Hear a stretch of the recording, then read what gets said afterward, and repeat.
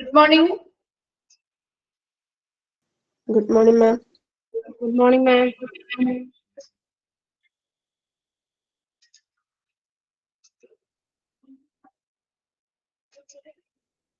Okay, നമ്മൾ കഴിഞ്ഞ ക്ലാസ്സിൽ എവിടെ വരെയാണ് എടുത്തത് പഠിച്ചു തുടങ്ങിയോ? എക്സാമിന് വേണ്ടിട്ട് പ്രിപ്പറേഷൻസ് ഒക്കെ തുടങ്ങിയോ? എന്താണ് റിപ്ലൈ ഇല്ലല്ലോ? ഓക്കെ, അധികം ദിവസമൊന്നുമില്ല, അറിയാലോ. അധികം ദിവസങ്ങളൊന്നുമില്ല, നിങ്ങളുടെ പോർഷൻസ് ഒക്കെ ഓൾമോസ്റ്റ് കംപ്ലീറ്റ് ആവാറായിട്ടുണ്ട് അല്ലേ?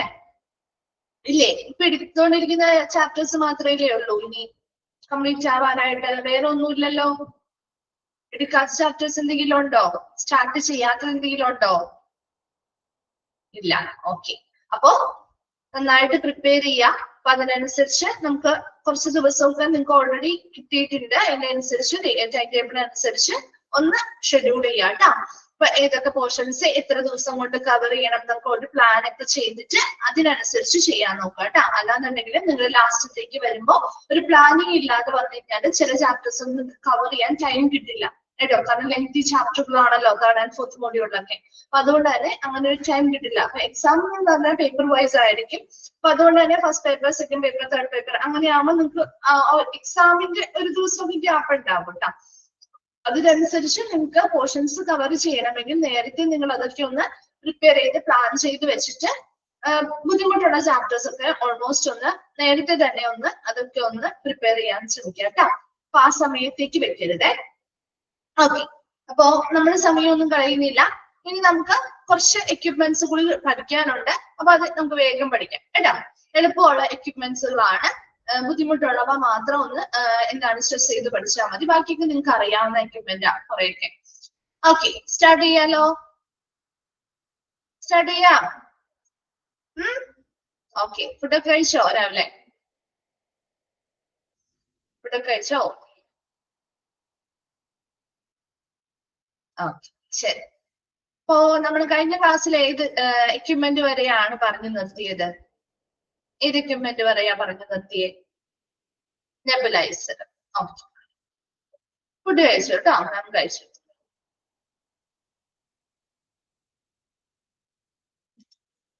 ഓക്കെ, നെബുലൈസർ വരും കംപ്ലീറ്റ് അല്ലേ? കംപ്ലീറ്റ് അല്ലേ? ഓക്കെ, ശരി. സ്റ്റീം ഇൻഹേലറോടെ സ്റ്റാർട്ട് ചെയ്യണം അല്ലെ? വായിച്ചു നോക്കിയിരുന്നോ? ഓക്കെ അല്ലേ? ഇത് അവിടെ വരെയും ഓക്കെ അല്ലേ? ഈ എക്യുപ്മെന്റ് എന്ന് പറയുന്ന ചാപ്റ്റർ വളരെ എളുപ്പമാണ് നിങ്ങൾക്ക് പഠിക്കാൻ, പക്ഷെ ക്വസ്റ്റ്യൻസ് കൂടുതൽ വരുന്ന ഒരു ചാപ്റ്റർ കൂടിയാണ് കേട്ടോ. അപ്പൊ അതുകൊണ്ട് തന്നെ എല്ലാ എക്യുപ്മെന്റുകളെ കുറിച്ചും എന്തിനു വേണ്ടിയിട്ട് യൂസ് ചെയ്യുന്നു അതെങ്കിലും നിങ്ങൾ അറ്റ്ലീസ്റ്റ് ഒന്ന് മനസ്സിലാക്കി വെച്ചേക്കണേ. ഓക്കെ, ശരി. Next steam inhaler. Steam inhaler കണ്ടിട്ടില്ലേ? ഒരു സ്റ്റീം ഇൻഹേലർ കണ്ടിട്ടുണ്ടോ? ഇതിന്റെ ആ ഒരു ഒരേ മോഡൽ ആയിരിക്കില്ല, പല മോഡലുകൾ ഉണ്ട് കേട്ടോ. ഇത് നമ്മൾ കോമൺലി യൂസ് ചെയ്യുന്ന പല മോഡലിലുള്ള സ്റ്റീം ഇൻഹേലേഴ്സ് ഉണ്ട് അല്ലേ? നമ്മുടെ വീടുകളിലൊക്കെ സാധാരണയായിട്ടുണ്ടാവും. ഇനി ഇതല്ലാതെ നമ്മൾ പണ്ട് കാലങ്ങളിൽ ഇതേ രീതിയിലുള്ള ഒരു ഇൻഹലേഷൻ ചെയ്യാറില്ലേ? വീട്ടിലെ പാത്രങ്ങളൊക്കെ വെച്ചിട്ട് പുട്ടുണ്ടാക്കുന്ന ആ ഒരു പാത്രമൊക്കെ വെച്ചിട്ട് അമ്മ ചെയ്തു തരാറില്ലേ പണ്ട്? പനിയൊക്കെ വരുന്ന സമയത്ത് അല്ലെങ്കിൽ ജലദോഷമൊക്കെ വരുന്ന സമയത്ത്. അപ്പൊ ഇത് നമ്മുടെ മോഡേൺ ആയിട്ട് വന്നിരിക്കുന്ന സ്റ്റീം ഇൻഹേലറിന്റെ ഫോട്ടോ ആട്ടോ അത് കൊടുത്തിരിക്കുന്നത്. ഇപ്പൊ നമ്മള് ഇലക്ട്രിക്കലി ഉപയോഗിക്കാൻ പറ്റുന്ന, ഇലക്ട്രിസിറ്റിയിൽ ഉപയോഗിക്കാൻ പറ്റുന്ന സ്റ്റീം ഇൻഹേലേഴ്സ് യൂസ് ചെയ്യാറുണ്ട്. അതേസമയം ഈ ഒരു മെത്തേഡ് നമ്മൾ പണ്ട് മുതലേ യൂസ് ചെയ്യുന്ന ഒരു മെത്തേഡ് കൂടിയാണ്. ഓക്കെ, അപ്പൊ നോക്കിയേ, the most common and major benefit of the natural steam inhalation therapy. ഇതൊരു നാച്ചുറൽ ആയിട്ടുള്ള സ്റ്റീം ഇൻഹലേഷൻ തെറാപ്പിയാണ് അല്ലെ? ഇതിൽ നിന്ന് വരുന്ന ആ ഒരു ഇൻഹേലർ അല്ലെങ്കിൽ ആ ഒരു ആ ഒരു മിസ്റ്റ് അല്ലെങ്കിൽ ആ ഒരു ഇത് വായു വരില്ലേ, അതെങ്ങനെയായിരിക്കും? ചൂടായിരിക്കും, തണുപ്പായിരിക്കും? എയർ മോയിസ്റ്റ് എയർ ആയിരിക്കില്ലേ? അതെങ്ങനെയായിരിക്കും? ചൂടായിരിക്കും, തണുപ്പായിരിക്കും? ചൂടായിരിക്കും അല്ലെ? അതേസമയം നെബുലൈസേഴ്സ് നിങ്ങൾ യൂസ് ചെയ്തിട്ടുണ്ടോ? നെബുലൈസേഴ്സ് അതിലെങ്ങനെയാ വരുന്നേ? അതിൽ ചൂടാണോ തണുപ്പാണോ? കോൾഡ് ആണ് അല്ലെ. അപ്പൊ ഇവ തമ്മിൽ ഒരു രണ്ടാമത്തെ ഒരു മേജർ ഡിഫറൻസും അതുണ്ട് കേട്ടോ. അപ്പൊ ഇവിടെ നമുക്ക് വളരെ വാം ആയിട്ടുള്ള മോയിസ്റ്റ് എയർ ആണ് നമുക്ക് ഇൻഹേൽ ചെയ്യാൻ വേണ്ടി കിട്ടുക. അപ്പൊ ഇവിടെ സ്റ്റീം ഇൻഹേലർ എന്ന് പറഞ്ഞാൽ നാച്ചുറൽ ആയിട്ടുള്ള ഒരു സ്റ്റീം ഇൻഹലേഷൻ തെറാപ്പി നമുക്ക് നൽകുന്നതിന് വേണ്ടിയിട്ട് നമ്മൾ കോമൺ ആയിട്ട് യൂസ് ചെയ്യുന്ന ഒരു ഇൻഹേലർ ആണ് സ്റ്റീം ഇൻഹേലർ എന്ന് പറയുന്നത്. മേജർ ബെനിഫിറ്റ്സ്, ഒരുപാട് ബെനിഫിറ്റ്സ് ഇതിനുണ്ട്. പ്രധാനമായിട്ടും ഇതിന് വേണ്ടി റെസ്പിറേറ്ററി പ്രോബ്ലം ഉള്ള ആളുകൾക്ക് അല്ലെ, ശ്വസനവുമായി ബന്ധപ്പെട്ട് ബുദ്ധിമുട്ട് അനുഭവപ്പെടുന്ന അല്ലെങ്കിൽ അത്തരത്തിലുള്ള കോംപ്ലിക്കേഷൻസിലൂടെ കടന്നു പോകുന്ന ആളുകൾക്ക് ആശ്വാസം കിട്ടുന്നതിന് വേണ്ടി അല്ലെങ്കിൽ അത്തരം കണ്ടീഷൻസിനെ കുറയ്ക്കുന്നതിന് വേണ്ടിയിട്ട് നമ്മൾ നാച്ചുറൽ ആയിട്ടുള്ള ഒരു ഇൻഹലേഷൻ തെറാപ്പി കൊടുക്കുന്നതാണ് ഈ സ്റ്റീം ഇൻഹേലറിലൂടെ ചെയ്യുന്നത്. ആ generated warm and moist air അല്ലെ, നമുക്ക് ഈർപ്പമുള്ള ചൂടുള്ള വളരെ ഇളം ചൂടുള്ള മോയിസ്റ്റ് എയർ ആണ് നമുക്ക് ഇതിലൂടെ ഇൻഹേൽ ചെയ്യാൻ പറ്റുക. In this process of steam inhalation. അപ്പൊ ഇതിലൂടെ ആ ഒരു നാച്ചുറൽ ആയിട്ടുള്ള ആ ഒരു സ്റ്റീം, ആ ഒരു വാം ആയിട്ടുള്ള ആ ഒരു മോയിസ്റ്റ് എയർ കിട്ടുന്നത് വഴി ആ ഒരു പേഷ്യന്റിന് റെസ്പിറേറ്ററി പ്രോബ്ലംസ് അല്ലെങ്കിൽ മറ്റ് പ്രോബ്ലംസ്, ഈ എന്താണ് ശ്വസനവുമായി ബന്ധപ്പെട്ട മറ്റു പ്രശ്നങ്ങളൊക്കെ നമുക്ക് എന്ത് ചെയ്യാൻ പറ്റും, ഒരു പരിധി വരെയും അതിനെ കുറയ്ക്കാനോ അല്ലെങ്കിൽ പരിഹാരം കാണാനോ ഒക്കെ ഇതുവഴി സാധിക്കുന്നുണ്ട്. അപ്പൊ ഇത്തരത്തിലുള്ള റെസ്പിറേറ്ററി പ്രോബ്ലംസോ അതുമായി ബന്ധപ്പെട്ട കോംപ്ലിക്കേഷൻസോ അനുഭവപ്പെടുന്ന പേഷ്യൻസിന് നമുക്ക് നാച്ചുറൽ ആയിട്ട് കൊടുക്കുന്ന ഒരു മെത്തേഡാണ് സ്റ്റീം ഇൻഹലേഷൻ തെറാപ്പി എന്ന് പറയുന്നത്. അതിലൂടെ അവർക്ക് വാം ആൻഡ് മോയിസ്റ്റ് ആയിട്ടുള്ള എയർ ആയിരിക്കും കിട്ടുക. ക്ലിയർ അല്ലേ സ്റ്റീം ഇൻഹേലർ? എന്താണ് അതിന്റെ ഉപയോഗം എന്താണെന്നുള്ളത് അന്ന് ഷോർട്ട് ചെയ്ത് പഠിച്ചു വെക്കാം കേട്ടോ. ഒരുപാട് ബ്രീഫായിട്ട് എന്താണ് ഒരുപാട് എക്സ്പാൻഡ് ചെയ്തൊന്നും പഠിക്കണ്ട, വളരെ ഷോർട്ട് ആയിട്ട് പഠിച്ചാൽ മതി. വൺ വേർഡ് ആയിട്ടുള്ള ക്വസ്റ്റ്യൻസ്, അതായത് ഇത് എന്തിനു വേണ്ടി യൂസ് ചെയ്യുന്നു അല്ലെങ്കിൽ ഇത് എന്തിനു വേണ്ടി ഉപയോഗിക്കുന്നു, അങ്ങനെയുള്ള ക്വസ്റ്റ്യൻസ് ആയിരിക്കും വരാം കേട്ടോ. അപ്പൊ ഈ ഒരു പിക്ചർ കണ്ടാൽ നിങ്ങൾക്ക് മനസ്സിലാവുമല്ലോ ഇത് സ്റ്റീം ഇൻഹേലർ ആണെന്ന്. മനസ്സിലാവില്ലേ? മനസ്സിലാവോ? ഓക്കെ, ശരി. നെക്സ്റ്റ് പറയാണ്, അടുത്തത് എക്കോ. എക്കോ എന്തായിരിക്കും? കേട്ടിട്ടുണ്ടോ?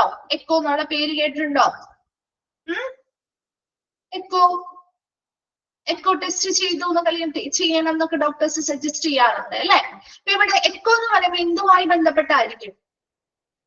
ഏത് ഓർഗനുമായി ബന്ധപ്പെട്ടായിരുന്നു? വെരി ഗുഡ്, ഹാർട്ട് അല്ലെ. ഹൃദയവുമായി ബന്ധപ്പെട്ടാണ് നമ്മുടെ ഹാർട്ടുമായി ബന്ധപ്പെട്ട പ്രോബ്ലംസോ കാര്യങ്ങളോ ഉണ്ടോ എന്നൊക്കെ കണ്ടെത്താൻ വേണ്ടിയിട്ടാണ് നമ്മൾ എക്കോ ടെസ്റ്റുകൾ ചെയ്യുക അല്ലെ.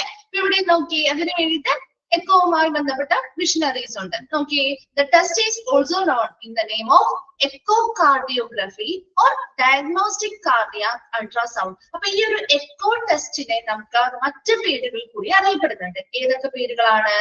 എക്കോ കാർഡിയ, അതൊന്ന് അണ്ടർലൈൻ ചെയ്തിട്ടുണ്ട്, ചോദിക്കാറുണ്ട്. ഈ എക്കോ ടെസ്റ്റിനെ അറിയപ്പെടുന്ന മറ്റു പേരുകൾ എന്തൊക്കെയാണ്? എക്കോ കാർഡിയോഗ്രഫി എന്ന പേരിൽ അറിയപ്പെടുന്നുണ്ട്. അപ്പൊ അത് മാറിപ്പോയില്ലല്ലോ. എക്കോ കാർഡിയോഗ്രഫി എന്ന പേരിൽ അറിയപ്പെടുന്നുണ്ട്, അല്ലെങ്കിൽ ഡയഗ്നോസ്റ്റിക് കാർഡിയാക് അൾട്രാസൗണ്ട് എന്നും അറിയപ്പെടുന്നുണ്ട്. ഏതൊക്കെയാണ്?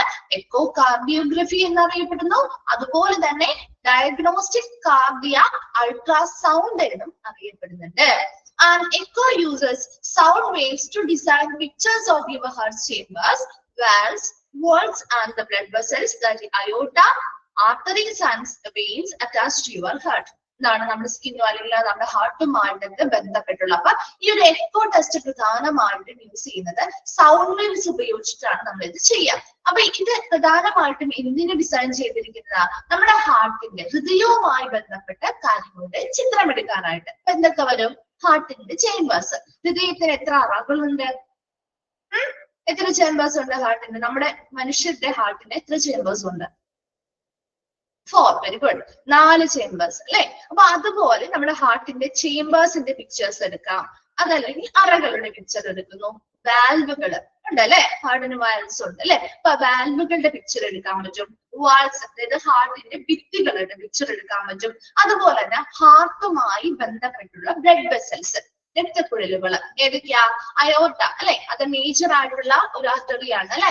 മേജർ ആയിട്ടുള്ള ബ്ലഡ് വെസൽസ് അല്ലെ, ബ്ലഡ് വെസൽ അല്ലേ ഹാർട്ടിന്റെ അയോർട്ട അല്ലെ. അതുപോലെ തന്നെ ആർട്ടറീസ്, അതുപോലെ തന്നെ വെയിൻസ്, ധമനികള്, സിരകള് മുതലായവയുടെ അങ്ങനെ ബ്ലഡുമായിട്ട് അല്ലെങ്കിൽ നമ്മുടെ ഹാർട്ടുമായി ബന്ധപ്പെട്ട ബ്ലഡ് വെസൽസിന്റെയും ഹാർട്ടിന്റെ വാൾസ് അല്ലെങ്കിൽ ഭിത്തികളുടെയും വാൽവുകളുടെയും അതുപോലെ തന്നെ ഹാർട്ടിന്റെ ചേംബേഴ്സ് അല്ലെങ്കിൽ അറകളുടെയും ഒക്കെ പിക്ചേഴ്സ് എടുക്കാൻ വേണ്ടി സൗണ്ട് വേവ്സ് ഉപയോഗിച്ചുകൊണ്ട് പിക്ചേഴ്സ് അല്ലെങ്കിൽ ചിത്രങ്ങൾ എടുക്കാൻ വേണ്ടി ഡിസൈൻ ചെയ്തിട്ടുള്ള ഒന്നാണ് എക്കോ അല്ലെങ്കിൽ എക്കോ കാർഡിയോഗ്രഫി അല്ലെങ്കിൽ ഡയഗ്നോസ്റ്റിക് കാർഡിയാക് അൾട്രാസൗണ്ട് എന്ന് പറയുന്ന ടെസ്റ്റ്. ദെൻ നോക്കിയേ എ പ്രോബ്, ആ ഒരു പിക്ചർ നിങ്ങൾ നോക്കിയാൽ മനസ്സിലാവും. നമ്മൾ സാധാരണ സ്കാനിങ്ങുകൾക്കൊക്കെ പോകുമ്പോൾ ഒരു പ്രോബ് യൂസ് ചെയ്യാറുണ്ട്. അവര് കണ്ടിട്ടുണ്ടോ? ട്രാൻസ്ഡ്യൂസർ, ഒരു സ്റ്റിക്ക് പോലത്തെ ഒരു ദണ്ട് പോലത്തെ സാധനം കണ്ടിട്ടില്ല? ആ പിക്ചറിൽ നിങ്ങൾക്ക് കാണാൻ പറ്റും. അതിനെയാണ് പ്രോബ് എന്ന് പറയുന്നത് കേട്ടോ. A probe called a transducer is passed over your chest. നമ്മുടെ ചെസ്റ്റിന്റെ മുകളിലൂടെ അങ്ങോട്ട് നമ്മൾ സ്കാൻ ചെയ്യില്ലേ, സാധാരണ സ്കാൻ ചെയ്യാൻ പോവാറില്ലേ? അപ്പൊ നമ്മുടെ ബോഡിയിലൂടെ ഇതുപോലെ സ്കാൻ ചെയ്യുന്നതും ഇതേ മെത്തേഡിലൂടെയാണ്. ഒരു ട്രാൻസ്ഡ്യൂസർ അല്ലെങ്കിൽ ഒരു പ്രോബ് അങ്ങോട്ടും ഇങ്ങോട്ടും മൂവ് ചെയ്തിട്ടല്ലേ ആ ഒരു പിക്ചർ അവർ എടുക്കുന്നത്, അല്ലെ? അതുപോലെ തന്നെ ഇവിടെയും ആ ഒരു പ്രോബ് അല്ലെങ്കിൽ ആ ഒരു transducer pass over your chest, നമ്മുടെ ചെസ്റ്റിന്റെ ഭാഗത്ത് അങ്ങോട്ടും ഇങ്ങോട്ടും മൂവ് ചെയ്ത് പാസ് ചെയ്തിട്ട് നമ്മുടെ അതിനുള്ളിലുള്ള ഹാർട്ട് ചേംബേഴ്സിന്റെയും വാൽവുകളുടെയും അതുപോലെ തന്നെ വോൾസിന്റെയും ബ്ലഡ് വെസൽസിന്റെ ഒക്കെ ചിത്രങ്ങൾ എടുക്കുന്നു. ക്ലിയർ ആണോ? നമ്മുടെ അൾട്രാസൗണ്ട് സ്കാനിങ് പോലെ തന്നെ ഹാർട്ടിന് വേണ്ടി നമ്മൾ ചെയ്യുക. അതുകൊണ്ടാണ് അവിടെ ഡയഗ്നോസ്റ്റിക് കാർഡിയാക് അൾട്രാസൗണ്ട് എന്ന് പറയുന്നത്, ഹാർട്ടുമായി ബന്ധപ്പെട്ട സ്കാനിങ്. മനസ്സിലായോ? അപ്പോ എക്കോ എന്ന് പറയുമ്പോൾ എന്തൊക്കെ കാര്യങ്ങളാണ് പറഞ്ഞത്? നമ്മള് 2 പേരുകളിൽ കൂടി അറിയപ്പെടുന്നുണ്ട് ഈ ടെസ്റ്റ്. ഏതൊക്കെ പേരാ? എക്കോ കാർഡിയോഗ്രഫി എന്ന പേരിൽ അറിയപ്പെടുന്നു, ഡയഗ്നോസ്റ്റിക് കാർഡിയാക് അൾട്രാസൗണ്ട് എന്ന പേരിലും അറിയപ്പെടുന്നുണ്ട്. ഇനി ഈ എക്കോ യൂസ് ചെയ്യുന്നത് സൗണ്ട് വേവ്സ് ഉപയോഗിച്ചു. സൗണ്ട് വേവ്സ് ആണ് ഇപ്പൊ യൂസ് ചെയ്യുന്നത്. നമ്മൾ സാധാരണ അൾട്രാസൗണ്ട് നിങ്ങൾ സ്കാനിങ് പഠിച്ചപ്പോഴും അവിടെയും സൗണ്ട് വേവ്സ് തന്നെയല്ലേ യൂസ് ചെയ്യുന്നത്? അതേ മെത്തേഡ് തന്നെയാണ്. അതിലൂടെ നമുക്ക് എന്തിനു വേണ്ടിയിട്ട് എന്തൊക്കെയാണ് പിക്ചേഴ്സ് എടുക്കാൻ പറ്റുക? ഹാർട്ടിന്റെ ചേംബറിന്റെ, വാൽവുകളുടെ, വാൾസിന്റെ, അതുപോലെ തന്നെ ഹാർട്ടുമായി റിലേറ്റ് ചെയ്ത് വരുന്ന അയോർട്ട, ആർട്ടറി, വെയിൻസ് മുതലായിട്ടുള്ള ബ്ലഡ് വെസലുകളുടെയും ചിത്രം എടുക്കാനായിട്ട് സഹായിക്കുന്ന ഒരു ടെസ്റ്റ് ആണ് എക്കോ ടെസ്റ്റ് എന്ന് പറയുന്നത്. അതുപോലെ ഇവിടെ ഒരു പ്രോബ് യൂസ് ചെയ്യുന്നുണ്ട്. അതാണ് നമ്മൾ ട്രാൻസ്ഡ്യൂസർ എന്നാണ് അതിനെ വിളിക്കുക. അത് നമ്മുടെ ചെസ്റ്റിന്റെ ഭാഗത്തൂടെ അങ്ങോട്ടും ഇങ്ങോട്ടും പാസ് ചെയ്ത് അല്ലെങ്കിൽ മൂവ് ചെയ്തിട്ടാണ് ഈ ഒരു ടെസ്റ്റ് ചെയ്യുന്നത്. ക്ലിയർ ആണോ? എക്കോ. അപ്പൊ 2 വേഗം ഒന്ന് വായിച്ചു നോക്കിയേ. സ്റ്റീം ഇൻഹേലറോ എക്കോയും കേട്ടോ. എന്നിട്ട് ഒന്ന് റിപ്ലൈ ചെയ്യണേ.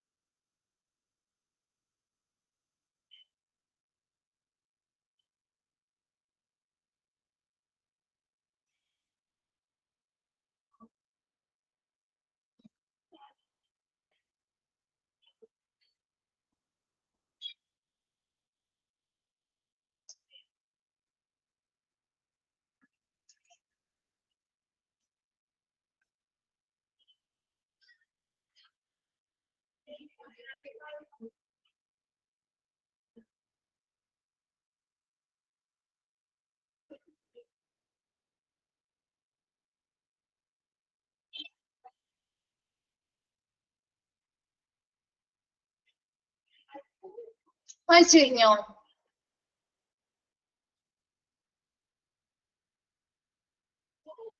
ഓക്കെ ആണോ? ക്ലിയർ അല്ലേ? ഓക്കെ, ശരി. നെക്സ്റ്റ് അടുത്ത ടെസ്റ്റ് ആണ് EEG. കേട്ടിട്ടുണ്ടോ EEG? എന്താണ് EEGയുടെ എക്സ്പാൻഡ് ഫോം? ചോദിക്കാറുണ്ട് കേട്ടോ. EEGയുടെ എക്സ്പാൻഡ് ഫോം എന്താ? എന്താണ് EEGയുടെ എക്സ്പാൻഡ് ഫോം?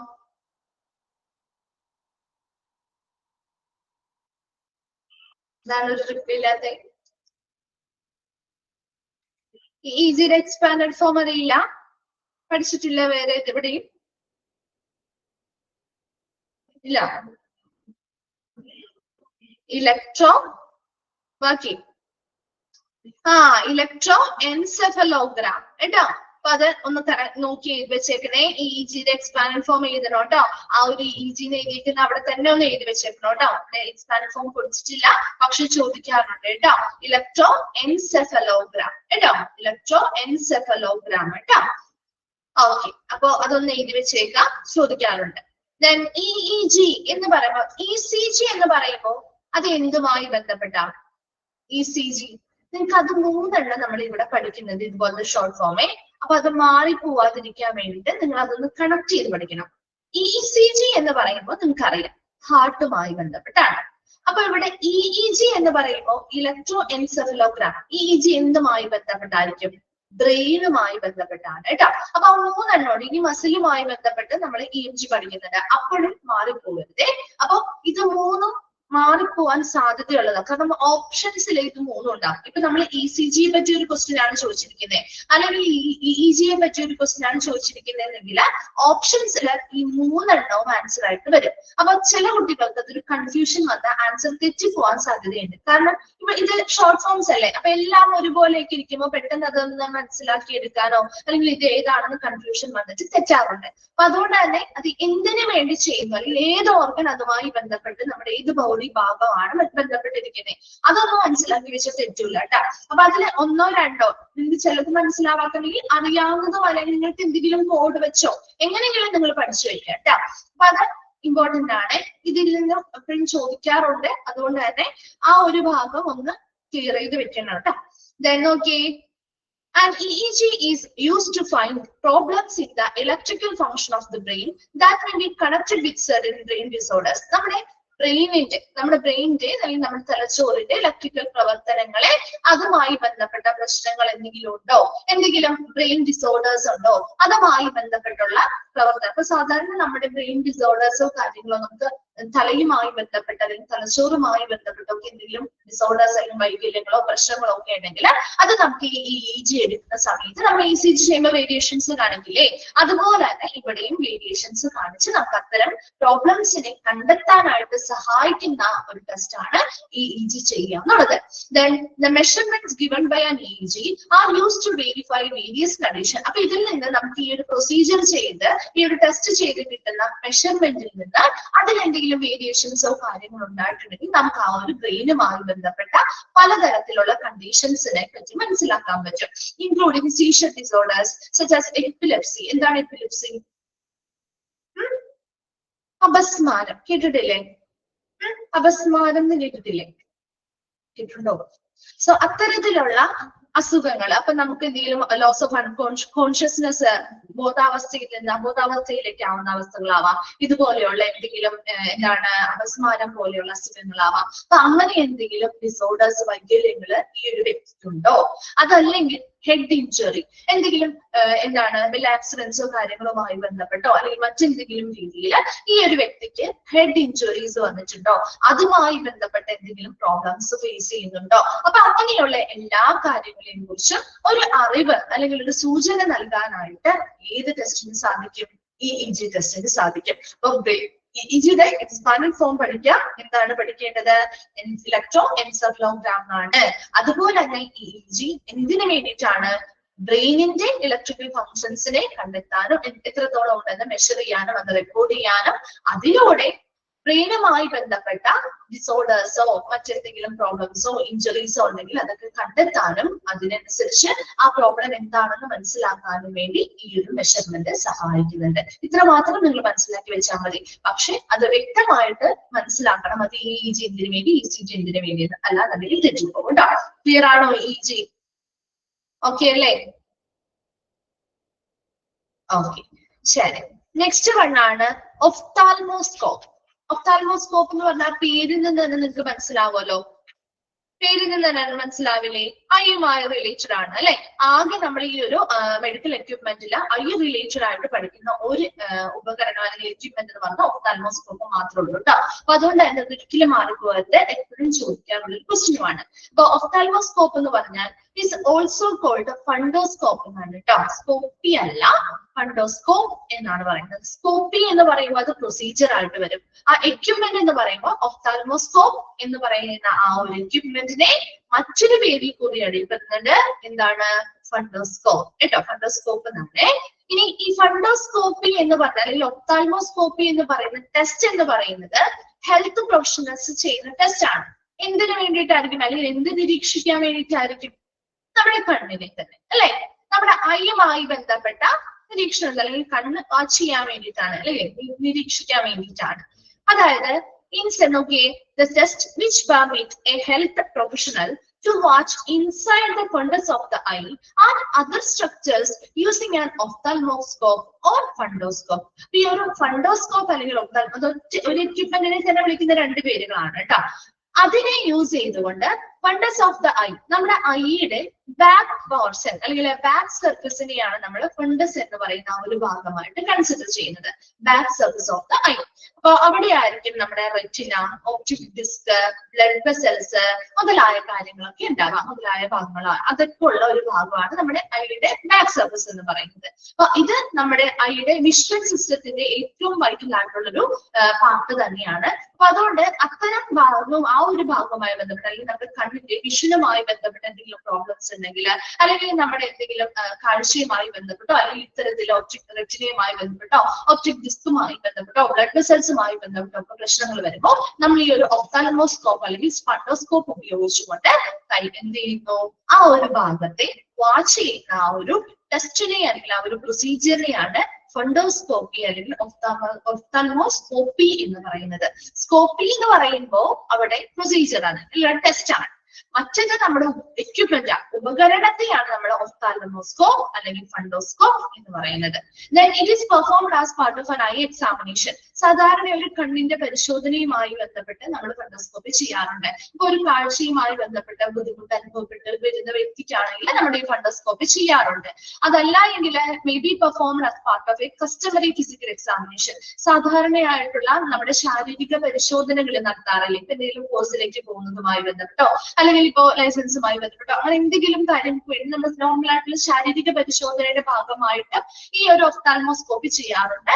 അത് അല്ലെങ്കിൽ കൂടുതലായിട്ട് പെർഫോം ചെയ്യുന്നത് as A part of I examination, കണ്ണിന്റെ പരിശോധനയുടെ ഭാഗമായിട്ട് തന്നെയാണ് നമ്മൾ ഒഫ്താൽമോസ്കോപ്പ് എന്ന് പറയുന്ന എക്യുപ്മെന്റ് ഉപയോഗിച്ചുകൊണ്ട് ആ ഒരു പ്രൊസീജിയർ ചെയ്യാറ്. അപ്പോൾ ഇത് എപ്പോഴും ഒഫ്താൽമോസ്കോപ്പ് എന്ന് പറയുന്ന പേര് കണ്ണുമായിട്ട് ബന്ധപ്പെട്ടതാണെന്ന് ഓർക്കാം, ഒരിക്കലും മാറിപ്പോയില്ല കേട്ടോ. അപ്പൊ ഒഫ്താൽമോസ്കോപ്പ് എന്ന് പറയുന്ന എക്യുപ്മെന്റിനെ മറ്റെന്ത് പേരും കൂടി അറിയപ്പെടുന്നുണ്ട്, ഫണ്ടോസ്കോപ്പി എന്ന് പറയുന്ന പേരും കൂടി അറിയപ്പെടുന്നുണ്ട്. അത് മനസ്സിലായല്ലോ. ഇനി ഈ ചെയ്യുന്ന ടെസ്റ്റിനെ അല്ലെങ്കിൽ പ്രൊസീജിയറിനെയാണ് നമ്മൾ ഒഫ്താൽമോസ്കോപ്പി അല്ലെങ്കിൽ ഫണ്ടോസ്കോപ്പി എന്ന് പറയുന്നത്. അപ്പൊ ഈ ഒഫ്താൽമോസ്കോപ്പി അല്ലെങ്കിൽ ഫണ്ടോസ്കോപ്പി എന്ന് പറയുന്ന ടെസ്റ്റ് എന്താ ചെയ്യുന്നത്, ഈ ഒഫ്താൽമോസ്കോപ്പ് ഉപയോഗിച്ചുകൊണ്ട് നമ്മുടെ കണ്ണിന്റെ ആ ഒരു ഫണ്ടസ് ഓഫ് ദ ഐ ആ ഒരു ഭാഗമോ മറ്റ് സ്ട്രക്ചേഴ്സോ നമ്മൾ ഈ ഒരു ഒഫ്താൽമോസ്കോപ്പ് എന്ന് പറയുന്ന ഉപകരണം ഉപയോഗിച്ചുകൊണ്ട് വാച്ച് ചെയ്യുന്നതിനെയാണ്, ഹെൽത്ത് പ്രൊഫഷണൽ വാച്ച് ചെയ്യുന്നതിനെയാണ് അല്ലെങ്കിൽ നിരീക്ഷിക്കുന്നതിനെയാണ് നമ്മൾ ആ ഒരു ഒഫ്താൽമോസ്കോപ്പി അല്ലെങ്കിൽ ഫണ്ടോസ്കോപ്പി പ്രൊസീജിയർ എന്ന് പറയുന്നത്. ഇനി ഇത് സാധാരണ നമ്മുടെ ഏതൊരു നേത്ര പരിശോധനയുടെ ഭാഗമായിട്ടും നടത്താറുണ്ട്. അതല്ലെങ്കിൽ സാധാരണയുടെ ശാരീരിക പരിശോധനയുടെ ഭാഗമായിട്ടും ഇത് നടത്താറുണ്ട്. ക്ലിയർ ആണോ? ഒഫ്താൽമോസ്കോപ്പ് ക്ലിയർ ആണോ? ചോദിക്കാറുള്ളതാണ് കേട്ടോ. അപ്പൊ അത് രണ്ട് വേഗം ഒന്ന് വായിച്ചു നോക്കി, ഒഫ്താൽമോസ്കോപ്പും EEG.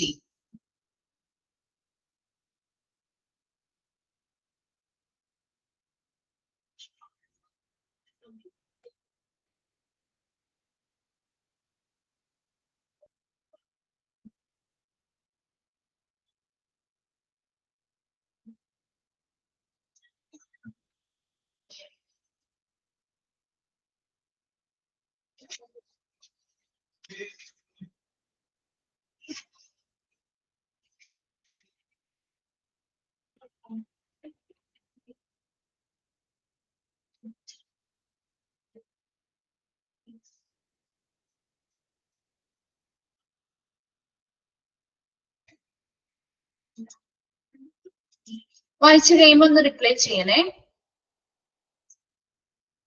കഴിഞ്ഞോ? ക്ലിയർ ആണോ? ഓക്കെ അല്ലേ? ശരി. നെക്സ്റ്റ് ഇതും ഇമ്പോർട്ടന്റ് ആണ്, ഇതും ചോദിക്കാറുണ്ട് കേട്ടോ. ഹോൾട്ടർ മോണിറ്റർ കേട്ടിട്ടുണ്ടോ? അല്ലെങ്കിൽ ആ പിക്ചർ നോക്കിയാൽ നിങ്ങൾക്ക് മനസ്സിലാവും. ഹോൾട്ടർ മോണിറ്റർ എന്ന് പറഞ്ഞാൽ നമ്മൾ സാധാരണ ഒരു ECG എടുക്കൂലേ, ഒരു ECG എടുക്കുമ്പോ അതൊരു പർട്ടിക്കുലർ ടൈം പീരീഡിനുള്ളിലുള്ള മെഷർമെന്റ് അല്ലേ നമുക്ക് കിട്ടുക, അല്ലെ? ആ ECG എടുക്കുന്ന ആ ഒരു പർട്ടിക്കുലർ ടൈം പീരീഡിനുള്ള ഉള്ളിലുള്ള ആ ഒരു വ്യക്തിയുടെ ഹാർട്ടിന്റെ അല്ലെ കാർഡിയാക് ഫങ്ഷൻസ് ആണ് നമുക്ക് കിട്ടുക, മെഷർമെന്റ് ആണ് നമ്മൾ എടുക്കുന്നത് അല്ലെ. കണ്ടിന്യൂസ് ആണോ? അത് ആണോ? കണ്ടിന്യൂസ് ആയിട്ട് നമുക്ക് കിട്ടുമോ അതിലെ മെഷർമെന്റ്? കിട്ടോ? ഇല്ല അല്ലെ. അതുപോലെ തന്നെ ആ ഒരു എക്യുപ്മെന്റ് എവിടെയാണോ സ്ഥിതി ചെയ്യുന്നത് അവിടേക്കായിരിക്കും നമ്മൾ ആ ഒരു എക്യുപ്മെന്റ് ഉള്ള സ്ഥലത്ത് വെച്ച് നമുക്ക് ആ ഒരു പർട്ടിക്കുലർ ടൈം പീരീഡിനുള്ളിലുള്ള മെഷർമെന്റ് ആണ് സാധാരണ നമ്മൾ ECG-യുമായി ബന്ധപ്പെട്ട് എടുക്കുക. ഇവിടെ ഹോൾട്ടർ മോണിറ്റർ എന്ന് പറഞ്ഞാൽ ഇതേപോലെ തന്നെ നമ്മുടെ ഹാർട്ടിന്റെ പ്രവർത്തനങ്ങൾ റെക്കോർഡ് ചെയ്യുകയും മെഷർ ചെയ്യുകയും ചെയ്യാൻ പറ്റുന്ന ഒരു ഉപകരണം തന്നെയാണ്. പക്ഷെ ഇതിന്റെ പ്രത്യേകത എന്ന് പറയുന്നത് ഇത് നമുക്ക് ഒരു പോർട്ടബിൾ ഡിവൈസാണ്, നമുക്ക് കൊണ്ടു നടക്കാൻ പറ്റും. മനസ്സിലായോ? നമുക്ക് എവിടെ വേണമെങ്കിലും കൊണ്ടു നടക്കാൻ പറ്റും. അപ്പൊ ആ ഒരു പിക്ചറിൽ കാണിച്ചിരിക്കുന്ന കാണാം നിങ്ങൾക്ക് വളരെ ചെറിയൊരു ഉപകരണം അല്ലെ, വളരെ ചെറിയൊരു ഉപകരണം അല്ലേ അത്. അപ്പൊ നോക്കിയേ, Holter monitor is a portable device which operate with the help of a battery. ഒരു ബാറ്ററിയുടെ സഹായത്തോടു കൂടിയാണ് ഈ ഒരു മോണിറ്റർ അല്ലെങ്കിൽ ഈ ഒരു ഹോൾട്ടർ മോണിറ്റർ എന്ന് പറഞ്ഞ ഉപകരണം പ്രവർത്തിക്കുന്നത്. ഇത് പോർട്ടബിൾ ഡിവൈസ് ആണ്, നമുക്ക് എവിടെ വേണമെങ്കിലും കൊണ്ടു നടക്കാൻ പറ്റുന്ന ഉപകരണമാണ്. It measures and record your heart functioning. നമ്മുടെ ECG പോലെ തന്നെ നമ്മുടെ ഹാർട്ടിന്റെ പ്രവർത്തനങ്ങള് മെഷർ ചെയ്യുന്നു, റെക്കോർഡ് ചെയ്യുന്നുണ്ട്. Constantly for 24 to 48 hours or longer depending on the type of monitoring used.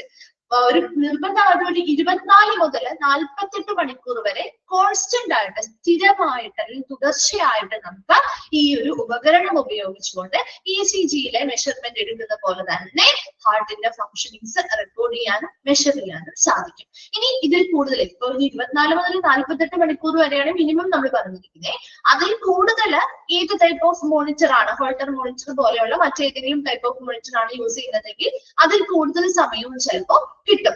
Then that instrument has the size of a small camera. ഒരു ചെറിയ small ക്യാമറയുടെ സൈസ് മാത്രമേ ഈ ഇൻസ്ട്രുമെന്റിന് വരുന്നുള്ളൂ. It's wires with silver dollar size electrodes that mix to your skin. ഞാൻ കണ്ടോ അവിടെ ഒരു ഡോളർ എന്താണ് വളരെ സിൽവർ ഡോളർ സൈസിലുള്ള വളരെ ചെറിയ സൈസിലുള്ള ഇലക്ട്രോഡ്സ് നമ്മുടെ സ്കിന്നുമായിട്ട് പ്ലേസ് ചെയ്തിട്ടാണ് ആ ഒരു ഉപകരണം പ്രവർത്തിക്കുന്നത് അല്ലെ. കണ്ടോ ഇലക്ട്രോഡ്സ് പ്ലേസ് ചെയ്തിരിക്കുന്നത് ഹാർട്ടിന്റെ ഭാഗത്തായിട്ട്. അപ്പൊ നമുക്ക് ECG ചെയ്യുമ്പോഴും ഇലക്ട്രോഡ്സ് പ്ലേസ് ചെയ്യാറുണ്ട് അല്ലെ. അപ്പൊ അതുപോലെ തന്നെ ഇവിടെയും സ്കിന്നുമായിട്ട് ഇലക്ട്രോഡ്സ് ചെറിയ ഡോളർ സൈസിലുള്ള ഇലക്ട്രോഡ്സ് സ്കിന്നുമായിട്ട് സിൽവർ കളറിലുള്ള ഇലക്ട്രോഡ്സ് പ്ലേസ് ചെയ്ത് അതിന്റെ സഹായത്തോടു കൂടിയാണ് ഈ ഒരു ഹാർട്ടിന്റെ ഫങ്ഷൻസ് റെക്കോർഡ് ചെയ്യുന്നതും മെഷർ ചെയ്യുന്നതും. അതിന് വേണ്ടിയിട്ട് ബാറ്ററിയുടെ ഹെൽപ്പോട് കൂടിയാണ് ഈ ഒരു എക്യുപ്മെന്റ് പ്രവർത്തിക്കുന്നത്. ഇത് നമുക്ക് പോർട്ടബിൾ ആണ്, കൊണ്ട് നടക്കാൻ പറ്റുന്നതാണ്. അതുപോലെ തന്നെ കോൺസ്റ്റന്റ്ലി 24 മുതൽ 48 മണിക്കൂർ വരെയും തുടർച്ചയായിട്ട് സ്ഥിരതയോടുകൂടി നമുക്ക് ഇതിൽ ആ ഒരു ECG-യിൽ എടുക്കുന്ന പോലെയുള്ള ഹാർട്ടിന്റെ ഫംഗ്ഷനിങ്സ് റെക്കോർഡ് ചെയ്യാനും മെഷർ ചെയ്യാനും സാധിക്കും. ക്ലിയർ ആണോ? മനസ്സിലായോ ഹോൾട്ടർ മോണിറ്റർ എന്താണുള്ളത്? ചോദിക്കാറുണ്ട് കേട്ടോ, ഇമ്പോർട്ടന്റ് ആണ്. ഒഫ്താൽമോസ്കോപ്പും ഹോൾട്ടർ മോണിറ്ററും ഒക്കെ എപ്പോഴും റിപ്പീറ്റ് ചെയ്ത് വരാറുള്ള ക്വസ്റ്റ്യൻ ആണ് കേട്ടോ. ഓക്കെ ആണോ? അത് മനസ്സിലായോ? ക്ലിയർ അല്ലേ? ഓക്കെ, അടുത്തത് കാർഡിയാക് ടേബിൾ. കാർഡിയാക് ടേബിൾ ഇത് നിങ്ങൾ കണ്ടിട്ടുണ്ടോ? ഹോസ്പിറ്റലിൽ ചെന്നപ്പോ കാർഡിയാക് ടേബിൾ കണ്ടിട്ടുണ്ടോ? ഹോസ്പിറ്റലില് ഈ ഒരു ടേബിള് കണ്ടിട്ടുണ്ടോ? ICUവിന്റെ ഉള്ളിലൊക്കെ യൂസ് ചെയ്യാറുണ്ട്. ഇപ്പൊ കാഷ്വാലിറ്റിയിൽ അങ്ങനെയുള്ള പ്രധാനപ്പെട്ട ഇടങ്ങളിലൊക്കെ യൂസ് ചെയ്യാറുണ്ട് കേട്ടോ.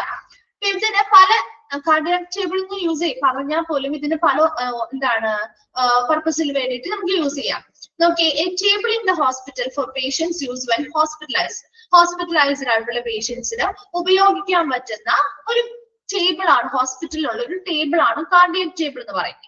Bed table set in front with a pillow on it. Patients can incline forward and take rest. ഇവിടെ നമുക്ക് ഇതൊരു ബെഡ് ടേബിൾ ആയിട്ട് സെറ്റ് ചെയ്യാം. അതിന് വേണ്ടിയിട്ട് അതിന്റെ ഫ്രണ്ട് ഭാഗത്തായിട്ട് ഒരു പില്ലോ സെറ്റ് ചെയ്ത് കഴിഞ്ഞാൽ നമുക്ക് പേഷ്യൻസിന് ചെരിഞ്ഞ് കിടക്കുന്നതിന് വേണ്ടിയിട്ടോ അങ്ങനെ ചെരിഞ്ഞ് ഫോർവേഡ് ആയിട്ട് ചെരിഞ്ഞ് കിടക്കാനും റെസ്റ്റ് എടുക്കാനും ഒക്കെ സാധിക്കുന്ന രീതിയിൽ ടേബിൾ നമുക്കൊരു ബെഡ് ടേബിൾ ആയിട്ട് വേണമെങ്കിൽ പില്ലോ വെച്ചിട്ട് സെറ്റ് ചെയ്യാം. അല്ലെങ്കിൽ table without A pillow is used for writing and reads. ഇനി ഈ ഒരു പില്ലോ ഇല്ലാതെ നമുക്ക് ഈ ടേബിൾ എന്തായിട്ട് യൂസ് ചെയ്യാം? എഴുതുന്നതിന്. ഇപ്പൊ നഴ്സസിനൊക്കെ പലയധികം റെക്കോർഡുകൾ കാര്യങ്ങളൊക്കെ തയ്യാറാക്കാനും കൊടുക്കുന്നതൊക്കെ കൃത്യമായിട്ട് നോട്ട് ചെയ്ത് വെക്കേണ്ടി വരുമല്ലോ. അപ്പൊ അത്തരം സമയങ്ങളിൽ അവർക്ക് എഴുതുന്നതിന് വേണ്ടിയിട്ടുള്ള ടേബിൾ ആക്കി യൂസ് ചെയ്യാം, അല്ലെങ്കിൽ ഇത് മൂവ് ചെയ്ത് കൊണ്ടുപോകാൻ പറ്റും. അതുപോലെ തന്നെ ഇപ്പോ മീൽസ്, ഫുഡ് ഭക്ഷണം കഴിക്കുന്നതുമായി ബന്ധപ്പെട്ട ആവശ്യങ്ങൾക്ക് വേണ്ടി യൂസ് ചെയ്യാം. And used for patient with cardiac condition and asthma. അതുപോലെ തന്നെ ഹാർട്ട് കണ്ടീഷനുമായി കാർഡിയക് കണ്ടീഷനുമായി ബന്ധപ്പെട്ട അല്ലെങ്കിൽ ആസ്മയുള്ള പേഷ്യൻസിനൊക്കെ ട്രീറ്റ്മെന്റ് കൊടുക്കാനായിട്ട് ഹോസ്പിറ്റലൈസ്ഡ് ആയി കഴിഞ്ഞാൽ അവർക്ക് ട്രീറ്റ്മെന്റ് കൊടുക്കാനും കൃത്യമായ പൊസിഷനുകളിൽ കിടത്താനും ഒക്കെ വേണ്ടിയിട്ട് നമുക്ക് ഈ ഒരു ടേബിൾ യൂസ് ചെയ്യാം. അപ്പൊ ഇതിന് പല പർപ്പസ് ഉണ്ട് ഈ ഒരു കാർഡിയാക് ടേബിളിന്. പേഷ്യൻസിന് യൂസ് ചെയ്യുന്നത് മാത്രമല്ല, നമ്മൾ ഓൾറെഡി പറഞ്ഞു അവിടുത്തെ സ്റ്റാഫുകൾക്കും അവിടുത്തെ റൈറ്റിങ്ങിനോ മീൽസ് വേണ്ടിയിട്ടൊക്കെ യൂസ് ചെയ്യാൻ പറ്റുന്നത്. അപ്പൊ അവിടെ ഒരു പില്ലോ വെച്ചിട്ടാണെങ്കിലും ഫ്രണ്ടിൽ ഒരു പില്ലോ വെച്ചാൽ അതൊരു ബെഡ് ടേബിൾ ആയിട്ട് സെറ്റ് ചെയ്യാൻ പറ്റും. പേഷ്യൻസിന് എന്താണ് ചെരിഞ്ഞു കിടക്കോ അല്ലെങ്കിൽ ചാരി കിടക്കോ ഒക്കെ ചെയ്ത് റെസ്റ്റ് എടുക്കാം. അതുപോലെ തന്നെ പേഷ്യൻസ് ഇപ്പൊ കാർഡിയക് കണ്ടീഷനിൽ ആസ്മയ്ക്കുള്ള പേഷ്യൻസിനാണെങ്കിൽ പ്രോപ്പറായ രീതിയിൽ അവർക്ക് ട്രീറ്റ്മെന്റ് കൊടുക്കുന്നതിന് വേണ്ടി റെസ്റ്റ് എടുക്കണമെങ്കിൽ അല്ലെങ്കിൽ അതിനനുസരിച്ച് പൊസിഷനിലേക്ക് അവരെ കെടുക്കണമെങ്കിലൊക്കെ നമുക്ക് ഈ ഒരു കാർഡിയാക് ടേബിൾ യൂസ് ചെയ്യാം. ഇനി അല്ല എങ്കിൽ നമുക്ക് ഈ പില്ലോ ഇല്ലാതെ ടേബിളിൽ റൈറ്റ് ചെയ്യാനോ അല്ലെങ്കിൽ മീൽസ് ഭക്ഷണം കഴിക്കുന്നതിന് വേണ്ടിയിട്ടൊക്കെ യൂസ് ചെയ്യാൻ പറ്റും. ക്ലിയർ ആണോ കാർഡിയാക് ടേബിൾ? അപ്പൊ ആ ഒരു ഹോൾട്ടർ മോണിറ്ററും കാർഡിയാക് ടേബിളും വേഗം ഒന്ന് വായിച്ചു നോക്കി എന്നിട്ട് ഒന്ന് റിവ്യൂ ചെയ്യാം കേട്ടോ.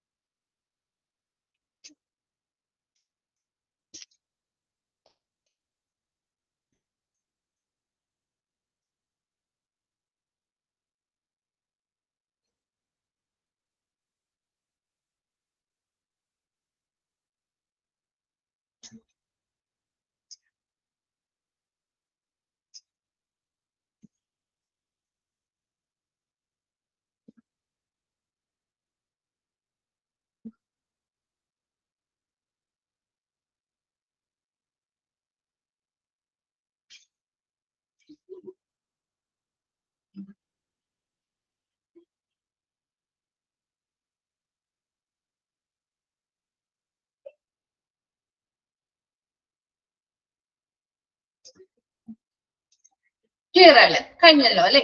ഓക്കെ, ശരി. നെക്സ്റ്റ് അടുത്തതിലേക്ക് പോവാണേ. Next EMG, ഇലക്ട്രോമയോഗ്രഫി. ഒന്ന് അണ്ടർലൈൻ ചെയ്ത് വെച്ചത് EMG. അപ്പൊ 3 എണ്ണം ചോദിക്കാൻ മിസ് നേരത്തെ പറഞ്ഞില്ലേ, ECG ചോദിക്കാം, EEG ചോദിക്കാം, EMG ചോദിക്കാം. അപ്പൊ ഹാർട്ടുമായിട്ട് റിലേറ്റഡ് ആയിട്ടുള്ളത് ഏതാ? ഇതില് 3ലും ഹാർട്ടുമായിട്ട് റിലേറ്റഡ് ആയിട്ടുള്ളത് ഏതാ? അങ്ങനെയാ മനസ്സിലാക്കി വെക്കേണ്ടത്. ഏതാണ്? ഇതിന്റെ 3ന്റെയും എക്സ്പാൻഡ് ഫോമും പഠിച്ചു വെക്കണം കേട്ടോ. ECG, very good. ഇനി ബ്രെയിനുമായി ബന്ധപ്പെട്ടത് ഏതാ? ബ്രെയിനുമായി ബന്ധപ്പെട്ടത് EEG, വെരി ഗുഡ്. ഇനി മസിൽസുമായി ബന്ധപ്പെട്ടത് ഏതായിരിക്കും? ഏതായിരിക്കും? EMG കേട്ടോ. അതിന് നിങ്ങൾക്കൊരു ഷോർട്ട് ഫോം M എന്നുള്ളത് നടുക്ക് കണ്ടോ? ECG ആണെങ്കിൽ കാർഡിയാക് എന്നുള്ള ഒരു പേരുണ്ട് അല്ലെ? അല്ലെ? കാർഡിയാക് എന്ന് പറഞ്ഞാൽ നിങ്ങൾക്ക് ഹാർട്ട് ആണെന്നറിയാലോ, ഹാർട്ട് റിലേറ്റഡ് ആണെന്നറിയാലോ. അപ്പൊ ECG അപ്പൊ അവിടെ മാറിപ്പോയില്ല. C വന്നിട്ടുണ്ടെങ്കിൽ അത് ഹാർട്ട് റിലേറ്റഡ് ആണ്, മനസ്സിലാക്കാലോ. ഇനി EEG-യിൽ നിങ്ങൾക്ക് അങ്ങനെ മനസ്സിലാക്കാൻ പറ്റില്ലെങ്കിൽ പോലും ഇവിടെ EMG-യിലും അതേ രീതിയിൽ ടെക്നിക്ക് യൂസ് ചെയ്യാം. M നടുക്ക് വന്നിട്ടുണ്ട് അല്ലെ? എന്താണ് M എന്ന് പറഞ്ഞാൽ മസിൽസ് അല്ലെങ്കിൽ മയോഗ്രഫി എന്നാണ് അതിന്റെ അർത്ഥം. പക്ഷെ മസിൽസ് റിലേറ്റഡ് ആണ് എന്ന് ഉദ്ദേശിച്ച് അങ്ങനെയും മനസ്സിലാക്കി വെക്കാം കേട്ടോ. അത് നിങ്ങളുടെ ഇഷ്ടത്തിന് നിങ്ങൾ എന്തെങ്കിലും കോഡ് ഉപയോഗിച്ചോ കണക്ഷൻ ഉപയോഗിച്ചോ സെറ്റ് ചെയ്യാം കേട്ടോ. അപ്പൊ അത് ഓരോരുത്തരുടെയും ഇഷ്ടമാണ്. അപ്പൊ എങ്ങനെയാണ് ഓർക്കാൻ പറ്റുന്നത് അങ്ങനെ കേട്ടോ. അപ്പൊ നോക്കിയേ, ഇലക്ട്രോമയോഗ്രഫി ഇതിന്റെ എക്സ്പാൻഡ് ഫോം 3ന്റെയും പഠിച്ചു വെക്കണേ. Muscle response to or electrical functioning response to a nerve stimulation of the muscle. ഇവിടെ മസിൽസിന്റെ റെസ്പോൺസ് ആണ് അല്ലെങ്കിൽ ഇലക്ട്രിക്കൽ ഫംഗ്ഷൻ എന്താണ്?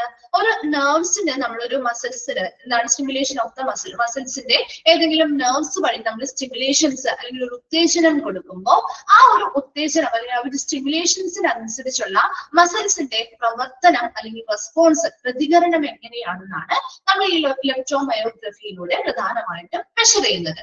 The test is used to help find neuromuscular deformity in the course of the test. One or more small needles, also called electrodes, are connected through the skin into the muscle. അപ്പൊ നമ്മുടെ സ്കിന്നിനുള്ളിലൂടെ നമ്മൾ ഇന്നത്തെ ഒരു picture കണ്ടാൽ മനസ്സിലാവും. നമ്മുടെ സ്കിന്നിന്റെ ഉള്ളിലൂടെ ആ ഒരു മസിൽസിലേക്ക് 1 or 2 അതിൽ കൂടുതലോ നീഡിൽസ്, സ്മോൾ നീഡിൽസ് അല്ലെങ്കിൽ ഇലക്ട്രോഡ്സ് പ്ലേസ് ചെയ്യുന്നു. അങ്ങനെ ഇലക്ട്രോഡ്സ് പ്ലേസ് ചെയ്ത് കഴിഞ്ഞാൽ നമ്മൾ ആ ഒരു മസിൽസിന്റെ നെർവ്സ് വഴി ഒരു സ്റ്റിമുലേഷൻ നമ്മൾ ആ ഒരു നെർവ്സ് സ്റ്റിമുലേഷൻ അല്ലെങ്കിൽ ഒരു ഉത്തേജനം നൽകും. ആ ഉത്തേജനത്തിനനുസരിച്ച് നമുക്കറിയാം നമ്മുടെ എന്തൊരു ബോഡിയുടെ പ്രവർത്തനങ്ങളും നെർവ്സും മസിൽസും തമ്മിലുള്ളൊരു എന്താണ് ഒരു കണക്ടിവിറ്റിയിലൂടെയാണ് നടക്കുന്നത് അല്ലെ. അപ്പൊ ആ ഒരു റെസ്പോൺസ് നെർവ്സ് കൊടുക്കുന്ന ആ ഒരു ഉത്തേജനത്തിനനുസരിച്ച് മസിൽസ് റെസ്പോണ്ട് ചെയ്യുന്നുണ്ടോ, അതാണ് നമ്മൾ ഇവിടെ നോക്കുന്നത്. അപ്പൊ അത്തരത്തില് ഒരു ന്യൂറോ മസ്കുലാർ ഡിഫോമിറ്റി അല്ലെങ്കിൽ വൈകല്യങ്ങൾ എന്തെങ്കിലും ഉണ്ടോ, ഏതെങ്കിലും ഭാഗങ്ങള് ഇത്തരം ഉത്തേജനത്താൽ പ്രവർത്തനരഹിതം അല്ലെങ്കിൽ അതിനനുസരിച്ച് പ്രതികരിക്കുന്നില്ലേ എന്നൊക്കെ നമുക്ക് മനസ്സിലാക്കാൻ വേണ്ടി സഹായിക്കുന്ന ടെസ്റ്റ് ആണ് EMG ടെസ്റ്റ് അല്ലെങ്കിൽ ഇലക്ട്രോമയോഗ്രഫി എന്ന് പറയുന്നത്. അപ്പൊ ഇതിലൂടെ നമ്മുടെ മസിൽസിലേക്ക് സ്കിന്നിലൂടെ മസിൽസിലേക്ക് ഇലക്ട്രോഡ്സ് പ്ലേസ് ചെയ്യുന്നു. അതിലൂടെ നെർവ്സിൽ ഒരു സ്റ്റിമുലേഷൻ കൊടുത്തുകൊണ്ട് നെർവ്സിലൂടെ ഒരു സ്റ്റിമുലേഷൻ ഉത്തേജനം നൽകിക്കൊണ്ട് ആ ഉത്തേജനം കിട്ടും അല്ലെങ്കിൽ ആ ഒരു സ്റ്റിമുലേഷൻ അനുസരിച്ച് മസിൽസ് അതിനെതിരെ എങ്ങനെയാണ് റെസ്പോണ്ട് ചെയ്യുന്നത്, അതിനനുസരിച്ച് ആ ഉത്തേജനം കൊടുക്കുന്നതിനനുസരിച്ച് അല്ലെങ്കിൽ ആ ഒരു സ്റ്റിമുലേഷൻ കൊടുക്കുന്നതിനനുസരിച്ച് മസിൽസ് തിരികെ അതേ രീതിയിൽ തന്നെ റെസ്പോണ്ട് ചെയ്യുന്നുണ്ടോ അല്ലെങ്കിൽ റെസ്പോണ്ട് ചെയ്യുന്നില്ലേ, അതിനനുസരിച്ചുള്ള പ്രവർത്തനം എങ്ങനെയാണ് നടക്കുന്നത് നമ്മൾ ഈ ഒരു EMG ടെസ്റ്റിലൂടെ മെഷർ ചെയ്യുകയും റെക്കോർഡ് ചെയ്യുകയും ചെയ്യുന്നു. അതിനനുസരിച്ച് ഒരു ന്യൂറോ മസ്കുലാർ ഡിഫോമിറ്റി അല്ലെങ്കിൽ എന്താ നാഡീവ്യവസ്ഥയുമായി ബന്ധപ്പെട്ട് എന്താണ് ന്യൂറോ മസ്കുലാർ ഡിഫോമിറ്റി അല്ലെങ്കിൽ വൈകല്യങ്ങളോ കാര്യങ്ങളോ ഉണ്ടോ എന്നൊക്കെ നമുക്ക് ഈ ഒരു ടെസ്റ്റ് ചെയ്യുന്നതിലൂടെ മനസ്സിലാക്കാൻ പറ്റും. വേറാണോ? അപ്പൊ ഇത് മസിൽസുമായി ബന്ധപ്പെട്ടത് EMG ആണെന്ന് ഓർത്തു വെക്കണം കേട്ടോ, ഇലക്ട്രോമയോഗ്രഫി. വേറാണോ? ഓക്കെ, ശരി. നെക്സ്റ്റ് വൺ ആണ് എയർവേ. എയർവേ എന്ന് പറഞ്ഞാൽ it is a medical device called airway or adjunct. ഇതൊരു മെഡിക്കൽ ഡിവൈസ് ആണ്. ഇത് നമുക്ക് ഒരൊറ്റ മെഡിക്കൽ ഡിവൈസ് ആയിട്ട് പറയാൻ പറ്റില്ല. ഒരു കൂട്ടം മെഡിക്കൽ ഡിവൈസുകൾ എയർവേ അല്ലെങ്കിൽ അഡ്ജങ്ക്ട് എന്ന പേരിൽ അറിയപ്പെടുന്നുണ്ട്. It is use to sustain. അപ്പൊ ആ പേരിന് തന്നെ നിങ്ങൾക്ക് മനസ്സിലാവുമല്ലോ എന്തിനു വേണ്ടിയിട്ടായിരിക്കും. ഒരു പേഷ്യന്റിന്റെ എയർവേ ഓപ്പൺ ആക്കി നിലനിർത്താൻ വേണ്ടിയിട്ട് അല്ലെ, ഓപ്പൺ ആക്കി നിലനിർത്താൻ ബ്രീത്തിങ് ഡിഫിക്കൽട്ടൊക്കെ മാറ്റാനും ആ ബ്രീത്തിങ് ഈസി ആക്കാൻ വേണ്ടിയിട്ട് അവരുടെ എയർവേ ഓപ്പൺ ആക്കി നിലനിർത്താൻ വേണ്ടി യൂസ് ചെയ്യുന്ന എന്താണ് എക്യുപ്മെന്റുകളെയാണ് നമ്മൾ എയർവേ അല്ലെങ്കിൽ അഡ്ജങ്ക്ട് എന്ന പേരിൽ അറിയപ്പെടുന്നത്. It does this by preventing the tongue from wrapping the epiglottis or which could prevent the person from breathing. ഇപ്പോ അനസ്തീഷ്യ കൊടുക്കുന്ന സമയത്ത് ചില സന്ദർഭങ്ങളിൽ പേഷ്യൻസിനെ ഈ ഒരു ടങ് ഇറങ്ങിപ്പോവാനും എപ്പിഗ്ലോട്ടിസിനെ കവർ ചെയ്യാനും ബ്രീത്തിങ് ഡിഫിക്കൽട്ട് ആക്കാനും ഒക്കെ സാധ്യതയുണ്ട്. സോ അത്തരം കണ്ടീഷനിൽ പേഷ്യൻസിന് ബ്രീത്തിങ്ങുമായി ബന്ധപ്പെട്ട് യാതൊരുവിധ ബുദ്ധിമുട്ടുകളോ കാര്യങ്ങളോ ഇല്ലാതിരിക്കാൻ വേണ്ടിയിട്ട് പേഷ്യൻസിന്റെ എയർവേ നമ്മൾ എപ്പോഴും ഓപ്പൺ ആക്കി വെക്കാനായിട്ട് ഈ എയർവേ എന്ന് പറയുന്ന ആ ഒരു മെഡിക്കൽ ഡിവൈസുകളുടെ സഹായത്തോടു കൂടിയാണ് ചെയ്യുന്നത്. ഇത്ര മാത്രം മനസ്സിലാക്കിയാൽ മതി. എയർവേ എന്ന് പറഞ്ഞാൽ ഒരു കൂട്ടം മെഡിക്കൽ ഡിവൈസുകളാണ്. മനസ്സിലാവും, പല പല മെഡിക്കൽ ഡിവൈസുകൾ അവിടെ ഇരിപ്പുണ്ട്. അപ്പൊ ആ ഒരു കൂട്ടം ഡിവൈസുകൾ ഉപയോഗിച്ചുകൊണ്ട് അതിനെ എയർവേ അല്ലെങ്കിൽ അഡ്ജങ്ക്ട് എന്ന പേരിൽ അറിയപ്പെടുന്നുണ്ട്. ഇവ ഉപയോഗിച്ചുകൊണ്ട് ഒരു പേഷ്യന്റിന്റെ എയർവേ എപ്പോഴും ഓപ്പൺ ആക്കി നിലനിർത്താനായിട്ട്, ഇപ്പോൾ സർജറിയോ കാര്യങ്ങളോ ചെയ്യുന്ന സമയത്ത് ബ്രീത്തിങ് ഡിഫിക്കൽറ്റിയോ കാര്യങ്ങളൊക്കെ വരുന്ന പേഷ്യൻസ് ആണെങ്കിൽ അവരുടെ എയർവേ ഓപ്പൺ ആക്കി നിലനിർത്താനായിട്ട് സഹായിക്കുന്ന ഉപകരണമാണ് എയർവേ അല്ലെങ്കിൽ അഡ്ജങ്ക്ട് എന്ന് പറയുന്ന മെഡിക്കൽ ഡിവൈസുകൾ. ക്ലിയർ ആണോ? ഓക്കെ അല്ലേ? ഓക്കെ, അപ്പൊ വേഗം അത് രണ്ടും ഒന്ന് വായിച്ചു നോക്കിയേ, EMGയും എയർവേയും.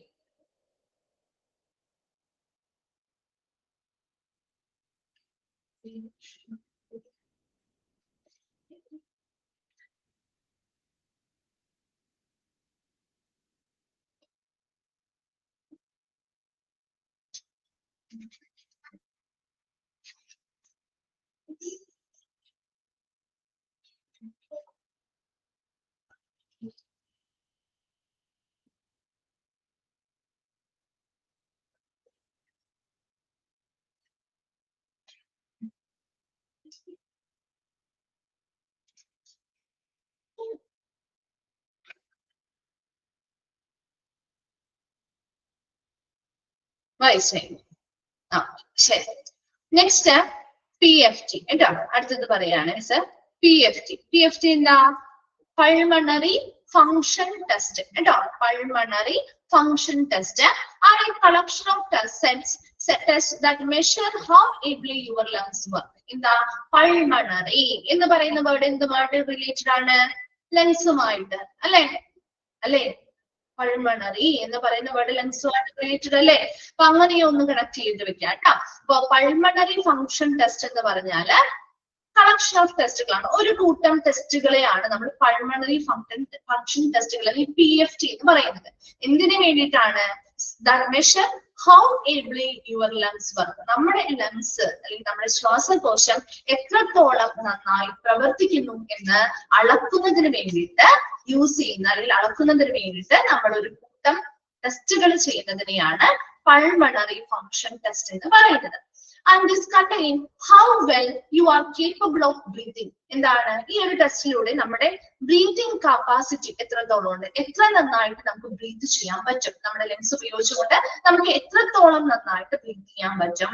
അതുപോലെ തന്നെ how effective your lungs are able to bring oxygen to the rest of your body, എത്രത്തോളം നല്ല രീതിയിൽ എഫക്റ്റീവ് ആയിട്ടുള്ള ഫലപ്രദമായ നമ്മുടെ കഴിവുകൾ നമ്മുടെ ആ ഒരു ലങ്സിനുണ്ട്. ഇതിനു വേണ്ടിയിട്ട് ഓക്സിജൻ ക്യാരി ചെയ്യാനും നമ്മുടെ ബോഡിയിലേക്ക് എത്തിക്കാനും വേണ്ടിയിട്ട് എത്രത്തോളം എഫക്റ്റീവ് ആയിട്ട് നമുക്ക് ആ ഒരു പ്രോസസ്സ് ചെയ്യാനായിട്ട് സാധിക്കും. മുതലായ കാര്യങ്ങളൊക്കെ മനസ്സിലാക്കുന്നതിന് വേണ്ടി നമ്മുടെ ലെൻസ് നന്നായിട്ട് പ്രവർത്തിക്കുന്നുണ്ടോ എന്ന് മനസ്സിലാക്കുന്നതിന് വേണ്ടി, അതുമായി ബന്ധപ്പെട്ട പ്രശ്നങ്ങളുണ്ടോ എന്ന് ഐഡന്റിഫൈ ചെയ്യുന്നതിന് വേണ്ടി നമ്മൾ ചെയ്യുന്ന ഒരു കളക്ഷൻ ഓഫ് ടെസ്റ്റുകൾ, ഒരു കൂട്ടം ടെസ്റ്റുകളെയാണ് പൾമണറി ഫങ്ഷൻ ടെസ്റ്റ് അല്ലെങ്കിൽ PFT എന്ന് പറയുന്നത്. അപ്പൊ പൾമണറി ഫങ്ഷൻ ടെസ്റ്റ് അല്ലെങ്കിൽ PFT are a collection of test, ഒരു കൂട്ടം ടെസ്റ്റുകളാണ്. എന്തിനു വേണ്ടി?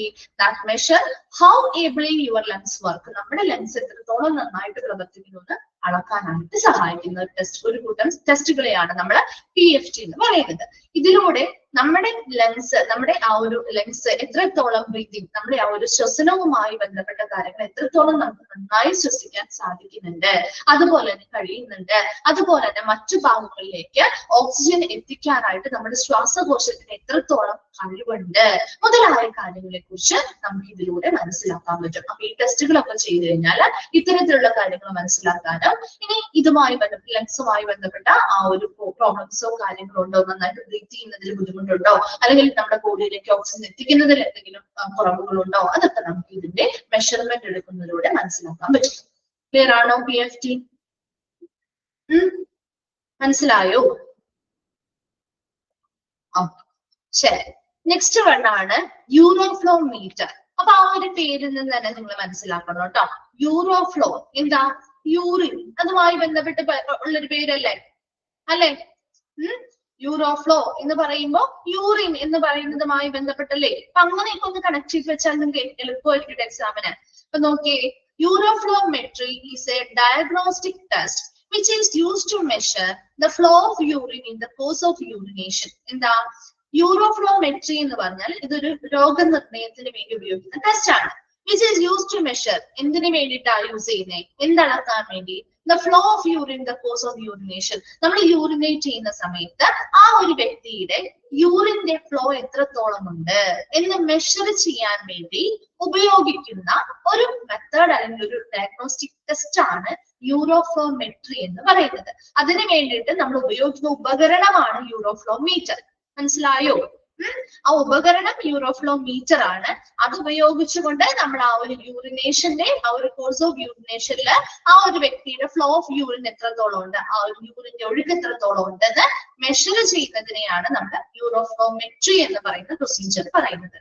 ക്ലിയർ അല്ലേ? The speed of urine flow is calculated. അപ്പൊ എത്രത്തോളം സ്പീഡിലാണ് ആ യൂറിൻ ഫ്ലോ നടക്കുന്നതെന്ന് നമുക്ക് ഈ ഒരു ഉപകരണം വെച്ചിട്ട് ഇലക്ട്രോണിക്കലി കാൽക്കുലേറ്റ് ചെയ്യുന്നു. Evaluated how well the urinary tract വെൽറ്റ്, എന്താണ് വർക്ക്, എത്രത്തോളം നന്നായിട്ട് ആ ഒരു വ്യക്തിയുടെ യൂറിനറി ട്രാക്ട് വർക്ക് ആവുന്നുണ്ട് എന്ന് നമുക്ക് ഇതിലൂടെ മെഷർ ചെയ്യാനായിട്ട് പറ്റും. അപ്പൊ യൂറോഫ്ലോമീറ്റർ എന്ന് പറയുന്നത് എന്താണ്? യൂറോഫ്ലോമെട്രിക്ക് വേണ്ടി യൂസ് ചെയ്യുന്ന ഉപകരണമാണ്. അവിടെ എന്താണ് പ്രധാനമായിട്ട് നമ്മൾ മെഷർ ചെയ്യുന്നത്? എന്താണ്? ആ ഒരു യൂറിനേഷന്റെ കോഴ്സ് ഓഫ് യൂറിനേഷന്റെ സമയത്ത് ആ ഒരു വ്യക്തിയുടെ ഫ്ലോ ഓഫ് യൂറിൻ എത്രത്തോളം ഉണ്ടെന്ന് മെഷർ ചെയ്യുന്നു. അതിന് വേണ്ടിയിട്ട് ഈ യൂറോഫ്ലോമീറ്റർ ഉപയോഗിച്ചാണ് നമ്മൾ ആ ഒരു യൂറിന്റെ ഫ്ലോയുടെ ആ സ്പീഡ് എത്രത്തോളം ഉണ്ടെന്ന് മനസ്സിലാക്കുന്നത്, അല്ലെങ്കിൽ മെഷർ ചെയ്യുന്നത്, അല്ലെങ്കിൽ കാൽക്കുലേറ്റ് ചെയ്യുന്നത്. അത് ഇലക്ട്രോണിക്കലി നമ്മൾ അതിന്റെ ഈ ഒരു ഉപകരണത്തിന്റെ സഹായത്തോടു കൂടി അത് കാൽക്കുലേറ്റ് ചെയ്യുന്നുണ്ട്.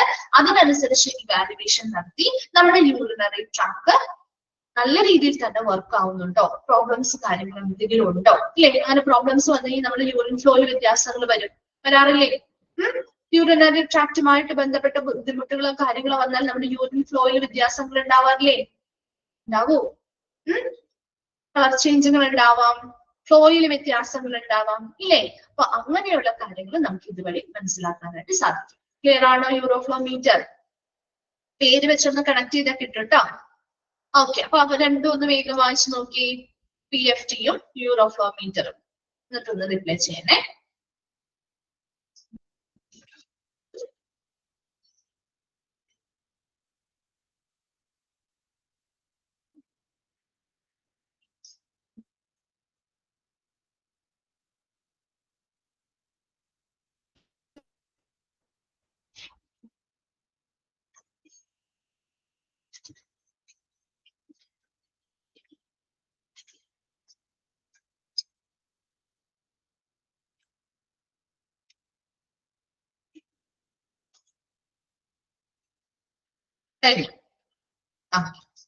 ശരി, next binocular microscope. Binocular microscope കണ്ടിട്ടില്ലേ? കുഞ്ഞു ക്ലാസ്സിലൊക്കെ നമ്മൾ കണ്ടിട്ടുണ്ടല്ലോ, മൈക്രോസ്കോപ്പ് ഒക്കെ നമ്മൾ കാണിച്ചിട്ടൊക്കെ ഉണ്ടല്ലോ അല്ലെ? അപ്പൊ മൈക്രോസ്കോപ്പിന്റെ ബൈനോക്കുലർ മൈക്രോസ്കോപ്പിന്റെ പ്രത്യേകത എന്ന് പറഞ്ഞാൽ ഇത് നമ്മുടെ ഹോസ്പിറ്റലിലെ ലബോറട്ടറീസിലൊക്കെ യൂസ് ചെയ്യുന്ന ഒരു ഉപകരണമാണ്. The base is the support mechanism അല്ലെ? ഇതിനൊരു ബേസ് സപ്പോർട്ടിംഗ് മെക്കാനിസത്തിൽ ഒരു ബേസ് ഉണ്ട്. ആ ബേസിലായിരിക്കും ഇത് മറ്റുള്ള കാര്യങ്ങളൊക്കെ ആ ബേസിന്റെ സപ്പോർട്ടിലാണ് നിൽക്കുന്നത്. Then binocular microscope is a microscope with a head that has 2 eyepiece lens. ഹെഡില് 2 eyepiece lens ഉണ്ട്. കണ്ടോ? നമുക്ക് കണ്ണ് വെച്ച് നോക്കാൻ പറ്റുന്ന ഭാഗം. ആ ഒരു പിക്ചർ നോക്കിയാൽ നിങ്ങൾക്ക് മനസ്സിലാവും. 2 eyepiece ലെൻസുകളുണ്ട്. അതുപോലെ തന്നെ at present binocular is generally used to refer to compound or high power microscope. ഇപ്പൊ ബൈനോക്കുലർ മൈക്രോസ്കോപ്പ് എന്നല്ല, നമ്മൾ കോമ്പൗണ്ട് അല്ലെങ്കിൽ ഹൈ പവർ മൈക്രോസ്കോപ്പുകളാണ് നമുക്ക് ലഭ്യമാകുന്നതും അവൈലബിൾ ആണെന്നും നമ്മൾ പറയുന്നത്. And where the 2 eyepieces view through a single objective, ഒരൊറ്റ സിംഗിൾ ഒബ്ജക്റ്റീവ് ലെൻസിലൂടെയാണ് നമുക്ക് ഈ 2 ഐപീസിലൂടെയും നോക്കിയാൽ കാണാൻ പറ്റുന്നത്. അപ്പൊ ഒരു സിംഗിൾ ഒബ്ജക്റ്റീവ് ലെൻസ് കണ്ടിട്ടില്ലേ നിങ്ങൾ? ലെൻസും ഐപീസും ഒക്കെ മൈക്രോസ്കോപ്പ് കണ്ടിട്ടുണ്ടോ? ആ പിക്ചറിൽ നോക്കിയാലും നിങ്ങൾക്ക് കുറെയൊക്കെ കിട്ടും. എന്താവുന്നു? ഒരു ബേസ് സപ്പോർട്ട് ഉണ്ടാവും, ഒരു ബേസ് സപ്പോർട്ട് മെക്കാനിസം ഉണ്ട്. അതിന് മുകളിൽ അതിൽ ആ ഒരു ബേസ് സപ്പോർട്ടുമായി ബന്ധപ്പെട്ട ഒരു മൈക്രോസ്കോപ്പില്, ബൈനോക്കുലർ മൈക്രോസ്കോപ്പിൽ സാധാരണ ഏതൊരു മൈക്രോസ്കോപ്പിലും 2 ഐപീസ് ലെൻസ് ഉണ്ട്. നമുക്ക് 2 കണ്ണ് വഴി കാണാൻ വേണ്ടിയിട്ടുള്ള 2 ഐപീസ് ലെൻസുകളുണ്ട്.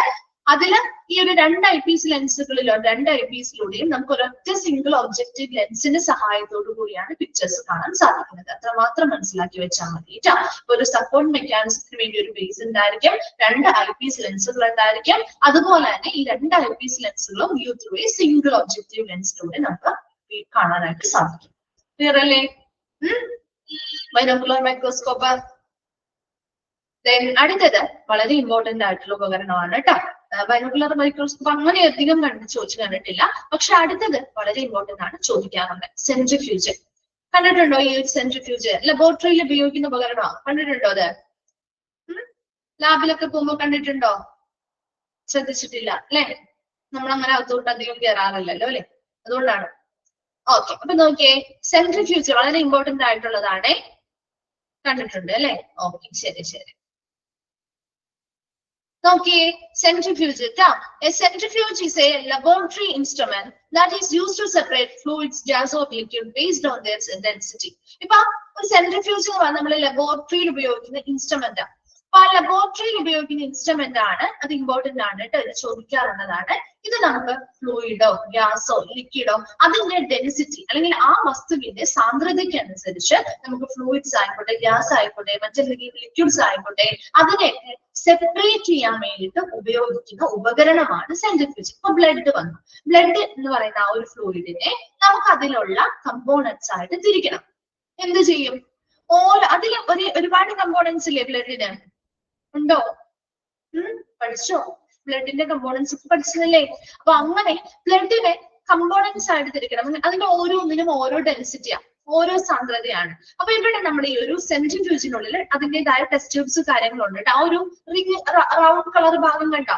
അതിനുള്ളിലേക്ക് നമ്മൾ ടെസ്റ്റ് ട്യൂബുകൾ ഇറക്കി വെക്കുക ചെയ്യാം. അപ്പൊ അതിന് അതിൻ്റെതായിട്ടുള്ള സ്പെസിഫിക് ആയിട്ടുള്ള ടെസ്റ്റ് ട്യൂബുകൾ കാര്യങ്ങളുണ്ട് പ്രൊസീജിയർ ചെയ്യാനായിട്ട്. അപ്പൊ അങ്ങനെ ആ ടെസ്റ്റ് ട്യൂബ് ഇറക്കി വെച്ചിട്ട് ആ സ്പിന്നിങ് വീൽ എന്ത് ചെയ്യും? അതിലിപ്പോ ബ്ലഡ് ആണെങ്കിൽ ബ്ലഡ് നിറച്ചിട്ട് അതിൽ ഇറക്കി വെക്കും. അത് കഴിഞ്ഞിട്ട് ഇവർ ആ ഒരു സ്പീഡ് അറേഞ്ച് ചെയ്തിട്ട് ഹൈ സ്പീഡില് ഈ സാധനം ഈ സ്പിന്നിങ് എന്ത് ചെയ്യുന്ന ആ വെസൽ എന്ത് ചെയ്യും? റൊട്ടേറ്റ് ചെയ്യിപ്പിക്കും. അങ്ങനെ വെസൽ റൊട്ടേറ്റ് ചെയ്ത് ഇത്ര ടൈം ഒക്കെ സെറ്റ് ചെയ്യും കേട്ടോ.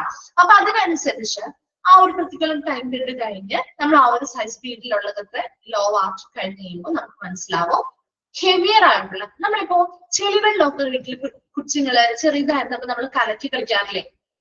കളിക്കാറുണ്ടോ? വെള്ളത്തിൽ മണ്ണ് കലക്കാറില്ലേ?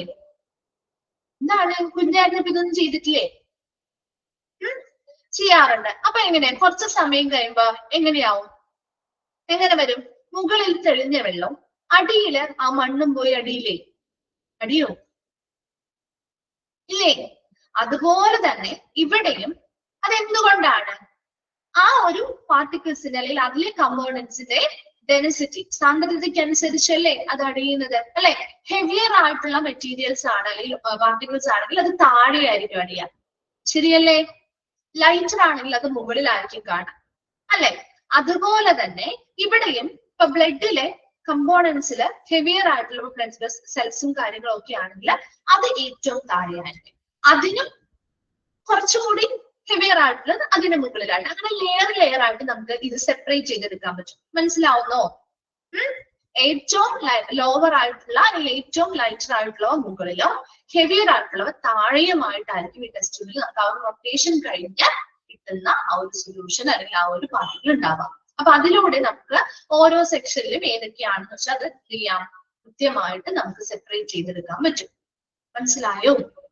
അപ്പൊ അതുകൊണ്ടാണ് എന്താ വളരെ ഇമ്പോർട്ടന്റ് ആയിട്ടുള്ള എക്യുപ്മെന്റ് ആണ് പറയുന്നത് കേട്ടോ. ചോദിക്കാറുള്ളതാണ്. A centrifuge is a laboratory. First sentence ഒന്ന് അണ്ടർലൈൻ ചെയ്തിട്ടോ, ബേസ്ഡ് ഓൺ ദെയർ ഡെൻസിറ്റി വരെ. അതാണ് സാധാരണ ചോദിച്ചു കണ്ടിരിക്കുന്ന ക്വസ്റ്റ്യൻ. നോക്കിയേ, a centrifuge is a laboratory instrument that is used to separate fluids, gas or liquid based on their density. അവന്റെ സാന്ദ്രതയ്ക്ക് അനുസരിച്ച് ഫ്ലൂയിഡ്സോ ഗ്യാസോ ലിക്വിഡ്സിനോ സെപ്പറേറ്റ് ചെയ്യാൻ വേണ്ടി യൂസ് ചെയ്യുന്ന ഒരു ഉപകരണമാണ്.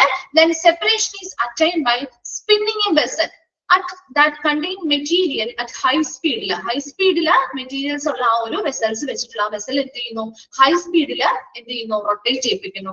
And the centrifugal force propels heavier material to the outside of the vessel. ഇവിടെ വെസൽസിന്റെ ഔട്ട്സൈഡിലേക്ക് അല്ല, നമ്മുടെ ആ ഒരു ടെസ്റ്റ് ട്യൂബ് ആണ് എടുത്തിരിക്കുന്ന. ആ ടെസ്റ്റ് ട്യൂബിന് താഴെയായിരിക്കും നമുക്ക് ആ ഒരു ഹെവിയർ മെറ്റീരിയൽസ് കാണാൻ പറ്റുക. ലൈറ്റർ ആയിട്ടുള്ളത് മുകളിലായിട്ട് അറേഞ്ച് ചെയ്തിട്ട് ആ ഒരു ഇതിൽ തന്നെ നമുക്ക് ആ ഒരു കോൺസെൻട്രേഷൻ തന്നെ കിട്ടുകയും ചെയ്യും.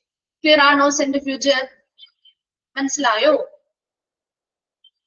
ഓക്കെ. ഇനി അതേപോലെ തന്നെ ഒന്നാണ് മിനി റോട്ടറി ഷെയ്ക്കർ എന്നല്ല കേട്ടോ, ഷെയ്ക്കർ കേട്ടോ, മിനി റോട്ടറി ഷെയ്ക്കർ. ഈ ആറുണ്ട് കേട്ടോ, അവിടെ ഒരു ആറുണ്ട്. Mini rotary shaker. Mini rotary shaker എന്ന് പറഞ്ഞാൽ it helps to mix the fluids in test tubes and glass vessels of different volume. Different വോളിയത്തിലുള്ള ഗ്ലാസ് വെസൽസിലുള്ള അല്ലെങ്കിൽ ടെസ്റ്റ് ട്യൂബിലുള്ള ഫ്ലൂയിഡ്സിനെ മിക്സ് ചെയ്യാൻ വേണ്ടിയിട്ട് നമ്മള് ഒരു ഷേക്കറൊക്കെ നമ്മുടെ വീട്ടിലെ സാധാരണ മിക്സിയുടെ ജാറിൽ ഷേക്കേഴ്സ് യൂസ് ചെയ്യാറില്ല. ഷേക്കേഴ്സ് ആയിട്ടുള്ള ജാറുകളില്ലേ, ഷേക്കർ ജാറുകൾ. അപ്പൊ അവിടെ നമ്മൾ എന്താ ചെയ്യാ? ഫ്ലൂയിഡ്സ് മിക്സ് ചെയ്യാൻ വേണ്ടിട്ട്, മിക്സ് ചെയ്യുന്നതിന് വേണ്ടിയിട്ടാ അല്ലെ? ഇവിടെ അതേ യൂസ് ചെയ്യുന്നയാ. എന്താ? ഫ്ലൂയിഡ്സിനെ മിക്സ് ചെയ്യാൻ വേണ്ടി. അപ്പൊ ഇത് ടെസ്റ്റ് ട്യൂബിലുള്ള ഫ്ലൂയിഡ്സ് ആവാം, ഗ്ലാസ് വെസൽസില് ഡിഫറെന്റ് വോളിയത്തിലുള്ള ഫ്ലൂയിഡുകളെ മിക്സ് ചെയ്യാൻ വേണ്ടി സഹായിക്കുന്ന ഒരു ഉപകരണമാണ് മിനി റോട്ടറി ഷേക്കർ. പ്രധാനമായിട്ടും ഇത് applications in pathology, microbiology, chemistry, molecular biology മുതലായ മേഖലകളിലൊക്കെയുള്ള റിസർച്ചുകൾ, അത്തരത്തിലുള്ള ഗവേഷണങ്ങൾ കാര്യങ്ങളൊക്കെ ഇല്ലേ, അതുപോലെ തന്നെ പഠനങ്ങൾക്കൊക്കെ വേണ്ടിയിട്ട് ഇത്തരത്തിലുള്ള ആപ്ലിക്കേഷൻസ്. അപ്പൊ ആ ഒരു മേഖലയിലൊക്കെ സാധാരണ ഈ പറയുന്ന പലതരത്തിലുള്ള വോളിയംസിലുള്ള എന്താണ് ഫ്ലൂയിഡ്സ് മിക്സ് ചെയ്യാൻ വേണ്ടിയിട്ടാണ് നമ്മൾ ഈ ഒരു മിനി റോട്ടറി ഷേക്കർ യൂസ് ചെയ്യുന്നത്. സാധാരണയായിട്ട് ഇത് പാത്തോളജിയുമായി ബന്ധപ്പെട്ട സ്റ്റഡീസ്, മൈക്രോബയോളജിയുമായി ബന്ധപ്പെട്ട, കെമിസ്ട്രിയുമായി ബന്ധപ്പെട്ട, മോളിക്കുലർ ബയോളജിയുമായി ബന്ധപ്പെട്ട അങ്ങനെയുള്ള ഏരിയാസിലേക്ക് പഠനങ്ങൾക്കോ റിസർച്ചുകൾക്കുമായി ബന്ധപ്പെട്ട എക്സ്പെരിമെന്റ്സും കാര്യങ്ങളൊക്കെ ചെയ്യുന്നതിന് വേണ്ടിയിട്ടാണ്, ഫ്ലൂയിഡ്സ് മിക്സ് ചെയ്യാൻ വേണ്ടിയിട്ടാണ് സാധാരണ ഈ മിനി റോട്ടറി ഷേക്കേഴ്സ് യൂസ് ചെയ്യുന്നത്. ക്ലിയർ ആണോ ഇത്? അപ്പൊ മിനി റോട്ടറി ഷേക്കറും സെൻട്രിഫ്യൂജും അതുപോലെ തന്നെ ആ ഒരു ബൈനോക്കുലർ മൈക്രോസ്കോപ്പ് ഒന്ന് വേഗം വായിച്ചു നോക്കിയിട്ട് റിപ്ലേസ് ചെയ്യും.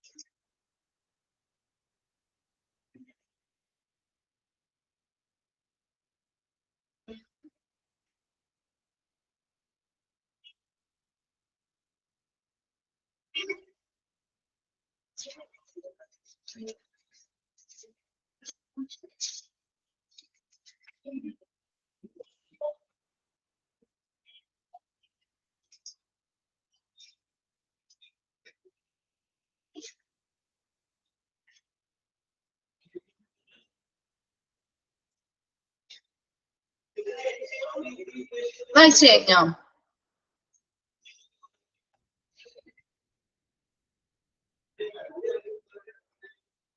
ഓക്കെ, ശരി. നെക്സ്റ്റ് വണ്ണാണ് treadmill or cardiac stress test. കണ്ടിട്ടുണ്ടോ നിങ്ങൾ ഇത്? പിക്ചറിലോ അല്ലെങ്കിൽ വീഡിയോസിലോ ഒക്കെ കണ്ടിട്ടുണ്ടാവും. കാർഡിയാക് സ്ട്രെസ് ടെസ്റ്റ് അല്ലെങ്കിൽ ത്രെഡ്മിൽ ടെസ്റ്റ് ചെയ്യുന്നത് കണ്ടിട്ടില്ലേ? ത്രെഡ്മിൽ എന്ന് പറഞ്ഞ ഉപകരണം കണ്ടിട്ടില്ലേ? ത്രെഡ്മിൽ എന്ന് പറഞ്ഞ ഉപകരണം കണ്ടിട്ടുണ്ടോ? ജിമ്മിലൊക്കെ ഉള്ള അല്ലെങ്കിൽ നമ്മുടെ എക്സസൈസുകൾക്ക് വേണ്ടി യൂസ് ചെയ്യുന്നത് കണ്ടിട്ടില്ലേ? അപ്പൊ ഇവിടെ ഹാർട്ട് റിലേറ്റഡ് ആണല്ലോ. നോക്കിയേ, സോൾസോൺ. അപ്പൊ ത്രെഡ്മിൽ ടെസ്റ്റ് അല്ലെങ്കിൽ അതിനെ കാർഡിയാക് സ്ട്രെസ് ടെസ്റ്റ് എന്നും കൂടി അറിയപ്പെടുന്നുണ്ട് കേട്ടോ. ആ പേരുകൾ ചോദിക്കാറുണ്ട്. അറിയപ്പെടുന്ന മറ്റൊരു പേര് എന്താണെന്ന് ചോദിക്കാറുണ്ട് കേട്ടോ. This is a cardiological test that evaluate the heart capacity to response to external stress in a controlled clinical environment. ഇപ്പോൾ ഇവിടെ ഒരു കൺട്രോൾഡ് ക്ലിനിക്കൽ എൻവയോൺമെന്റ് കണ്ടോ? ഒരു ഹോസ്പിറ്റലിന്റെ ഉള്ളിലെ പ്രത്യേകമായിട്ടുള്ള ഒരു കൺട്രോൾഡ് ആയിട്ടുള്ള ഒരു എൻവയോൺമെന്റിൽ നിന്നാണ് ഈ ഒരു വ്യക്തിയെ കൊണ്ട് ഇത് ചെയ്യിപ്പിക്കുന്നത്. ശരിയല്ലേ? ഓപ്പൺ ആയിട്ട് അല്ലെങ്കിൽ നമ്മൾ ഫ്രീ ആയിട്ടാണോ ചെയ്യുന്നത്? അല്ല, നിങ്ങൾക്ക് ആ പിക്ചർ നോക്കിയാൽ അറിയാൻ പറ്റും. ഒരു കൺട്രോൾഡ് ആയിട്ടുള്ള ഒരു ക്ലിനിക്കൽ എൻവയോൺമെന്റ് അല്ലേ അവിടെ. അത് മോണിറ്റർ ചെയ്യാനായിട്ട് അതിൻ്റെതായ ടെക്നീഷ്യൻസ് ഉണ്ടാവും. ആ പേഷ്യന്റിന്റെ ബോഡിയുമായി ബന്ധപ്പെട്ട് അവരുടെ ECG ചെക്ക് ചെയ്യാനും BP ചെക്ക് ചെയ്യാനും ഒക്കെ വേണ്ടിയിട്ടുള്ള ഉപകരണങ്ങളും കാര്യങ്ങളൊക്കെ എന്ത് ചെയ്തിട്ടുണ്ട്? ഘടിപ്പിച്ചിട്ടുണ്ട് അല്ലെ? കണ്ടോ അത്? ആ പിക്ചർ നോക്കി നിങ്ങൾക്ക് മനസ്സിലാവും കേട്ടോ. അങ്ങനെ ഒരു കൺട്രോൾഡ് ക്ലിനിക്കൽ എൻവയോൺമെന്റില് കൊടുക്കുന്ന എക്സ്റ്റേണൽ സ്ട്രെസ്സിനനുസരിച്ച് ഒരു വ്യക്തിയുടെ ഹാർട്ടിന്റെ കപ്പാസിറ്റി, അതിനോടുള്ള ആ ഒരു റെസ്പോൺസ് എത്രത്തോളമാണ്. അപ്പൊ നമ്മള് ഈ ഒരു കൺട്രോൾഡ് ആയിട്ട് ഒരു കൃത്യമായ ടൈം പീരീഡിനുള്ളിൽ അവർ എക്സസൈസ് ചെയ്യാണ് അല്ലെ? ത്രെഡ്മില്ലിൽ ചെയ്തോണ്ടിരിക്കുകയല്ലേ?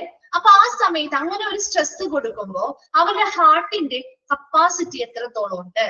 അപ്പൊ പ്രത്യേകിച്ച് ഇപ്പോൾ ഒരു ഹാർട്ട് റിലേറ്റഡ് ആയിട്ടുള്ള ഓപ്പറേഷൻസോ സർജറീസോ കഴിഞ്ഞ ആളുകൾക്ക് അവിടെ ഹാർട്ട് പ്രവർത്തനങ്ങൾ ഓക്കെ ആയി വരുന്നുണ്ടോ എന്നൊക്കെ മെഷർ ചെയ്യാൻ വേണ്ടി നമ്മൾ ചെയ്യാറുണ്ട്.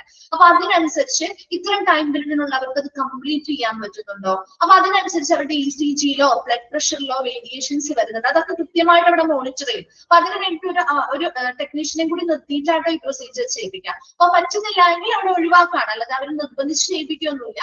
പറ്റുന്നവരെയും അവരെ അത് ചെയ്യിപ്പിക്കും. അപ്പൊ അതൊരു കൃത്യമായ ടൈമും സ്പീഡും കാര്യങ്ങളൊക്കെ സെറ്റ് ചെയ്താൽ കൊടുക്കുന്നത്. അപ്പൊ അങ്ങനെ ഒരു സ്ട്രെസ് ആയിട്ടുള്ള ഒരു എൻവയോൺമെന്റിൽ ഒരു സ്ട്രെസ് കൊടുക്കുമ്പോൾ, ഒരു സമ്മർദ്ദം കൊടുക്കുമ്പോൾ അതിനനുസരിച്ച് അതിനോട് പ്രതികരിക്കുന്ന അവരുടെ ഹാർട്ടിന്റെ കപ്പാസിറ്റി എത്രത്തോളം ഉണ്ട്, അതാണ് നമ്മളിവിടെ മെഷർ ചെയ്യുന്നത്. അപ്പൊ ആ സ്ട്രെസ്സിനനുസരിച്ച് അവരുടെ ഹാർട്ടിന് കഴിവുണ്ടോ, അതിനെ ഓവർകം ചെയ്യാനായിട്ടും അതിനനുസരിച്ച് പ്രവർത്തനങ്ങൾ നടത്താൻ അവരുടെ ഹാർട്ടിന് ഇപ്പോൾ കഴിവുണ്ടോ എന്ന് മെഷർ ചെയ്യാണ്. The stress response is pursued by excite by drug stimulation. അപ്പോൾ ഇതുപോലെ തന്നെ എന്തെങ്കിലും ഡ്രഗ്സ് കുത്തിവെച്ച് അതിന്റെ രീതിയിൽ നമുക്ക് ആ ഒരു സ്ട്രെസ് സ്റ്റിമുലേറ്റ് ചെയ്യാം. അല്ല എങ്കിൽ ഇതുപോലെയുള്ള എന്തെങ്കിലും ഓട്ടോമാറ്റിക്കലി ഇത്ര ടൈം പീരീഡോ അല്ലെങ്കിൽ ഇത്ര സ്പീഡോ ഒക്കെ വെച്ചിട്ട് നമ്മൾ സ്ട്രെസ് മെയിൻറ്റെയിൻ ചെയ്ത് കൊടുക്കാറുണ്ട്. ആ സ്ട്രെസ്സിനനുസരിച്ച് അവരുടെ ഹാർട്ടിന്റെ കപ്പാസിറ്റി എത്രത്തോളം ഉണ്ട്, അതിനോടുള്ള ആ ഒരു റെസ്പോൺസ് പ്രതികരണം എത്രത്തോളം ഉണ്ട് എന്ന് കൃത്യമായിട്ട് അവരുടെ ECGയും അതുപോലെ തന്നെ ബ്ലഡ് പ്രഷർ മോണിറ്റേഴ്സ് യൂസ് ചെയ്ത് അതും ഒക്കെ കൃത്യമായിട്ട് മെയിൻറ്റെയിൻ ചെയ്ത് മോണിറ്റർ ചെയ്ത് അത് മെഷർ ചെയ്ത് അവരുടെ ഹാർട്ടിന്റെ കപ്പാസിറ്റി എത്രത്തോളം ഉണ്ടെന്ന് മനസ്സിലാക്കുന്ന ടെസ്റ്റ് ആണ് ത്രെഡ്മിൽ ടെസ്റ്റ് അല്ലെങ്കിൽ കാർഡിയാക് സ്ട്രെസ് ടെസ്റ്റ് എന്ന് പറയുന്നത് കേട്ടോ. ഇവിടെ വരെ നെക്സ്റ്റ് ക്ലാസ്സിൽ വരുമ്പോൾ ഒന്ന് വായിച്ചിട്ട് വരാം. ഇത് നമുക്ക് നെക്സ്റ്റ് ക്ലാസ്സിൽ ഒന്നുകൂടി പറയാം കേട്ടോ. Okay, thank you.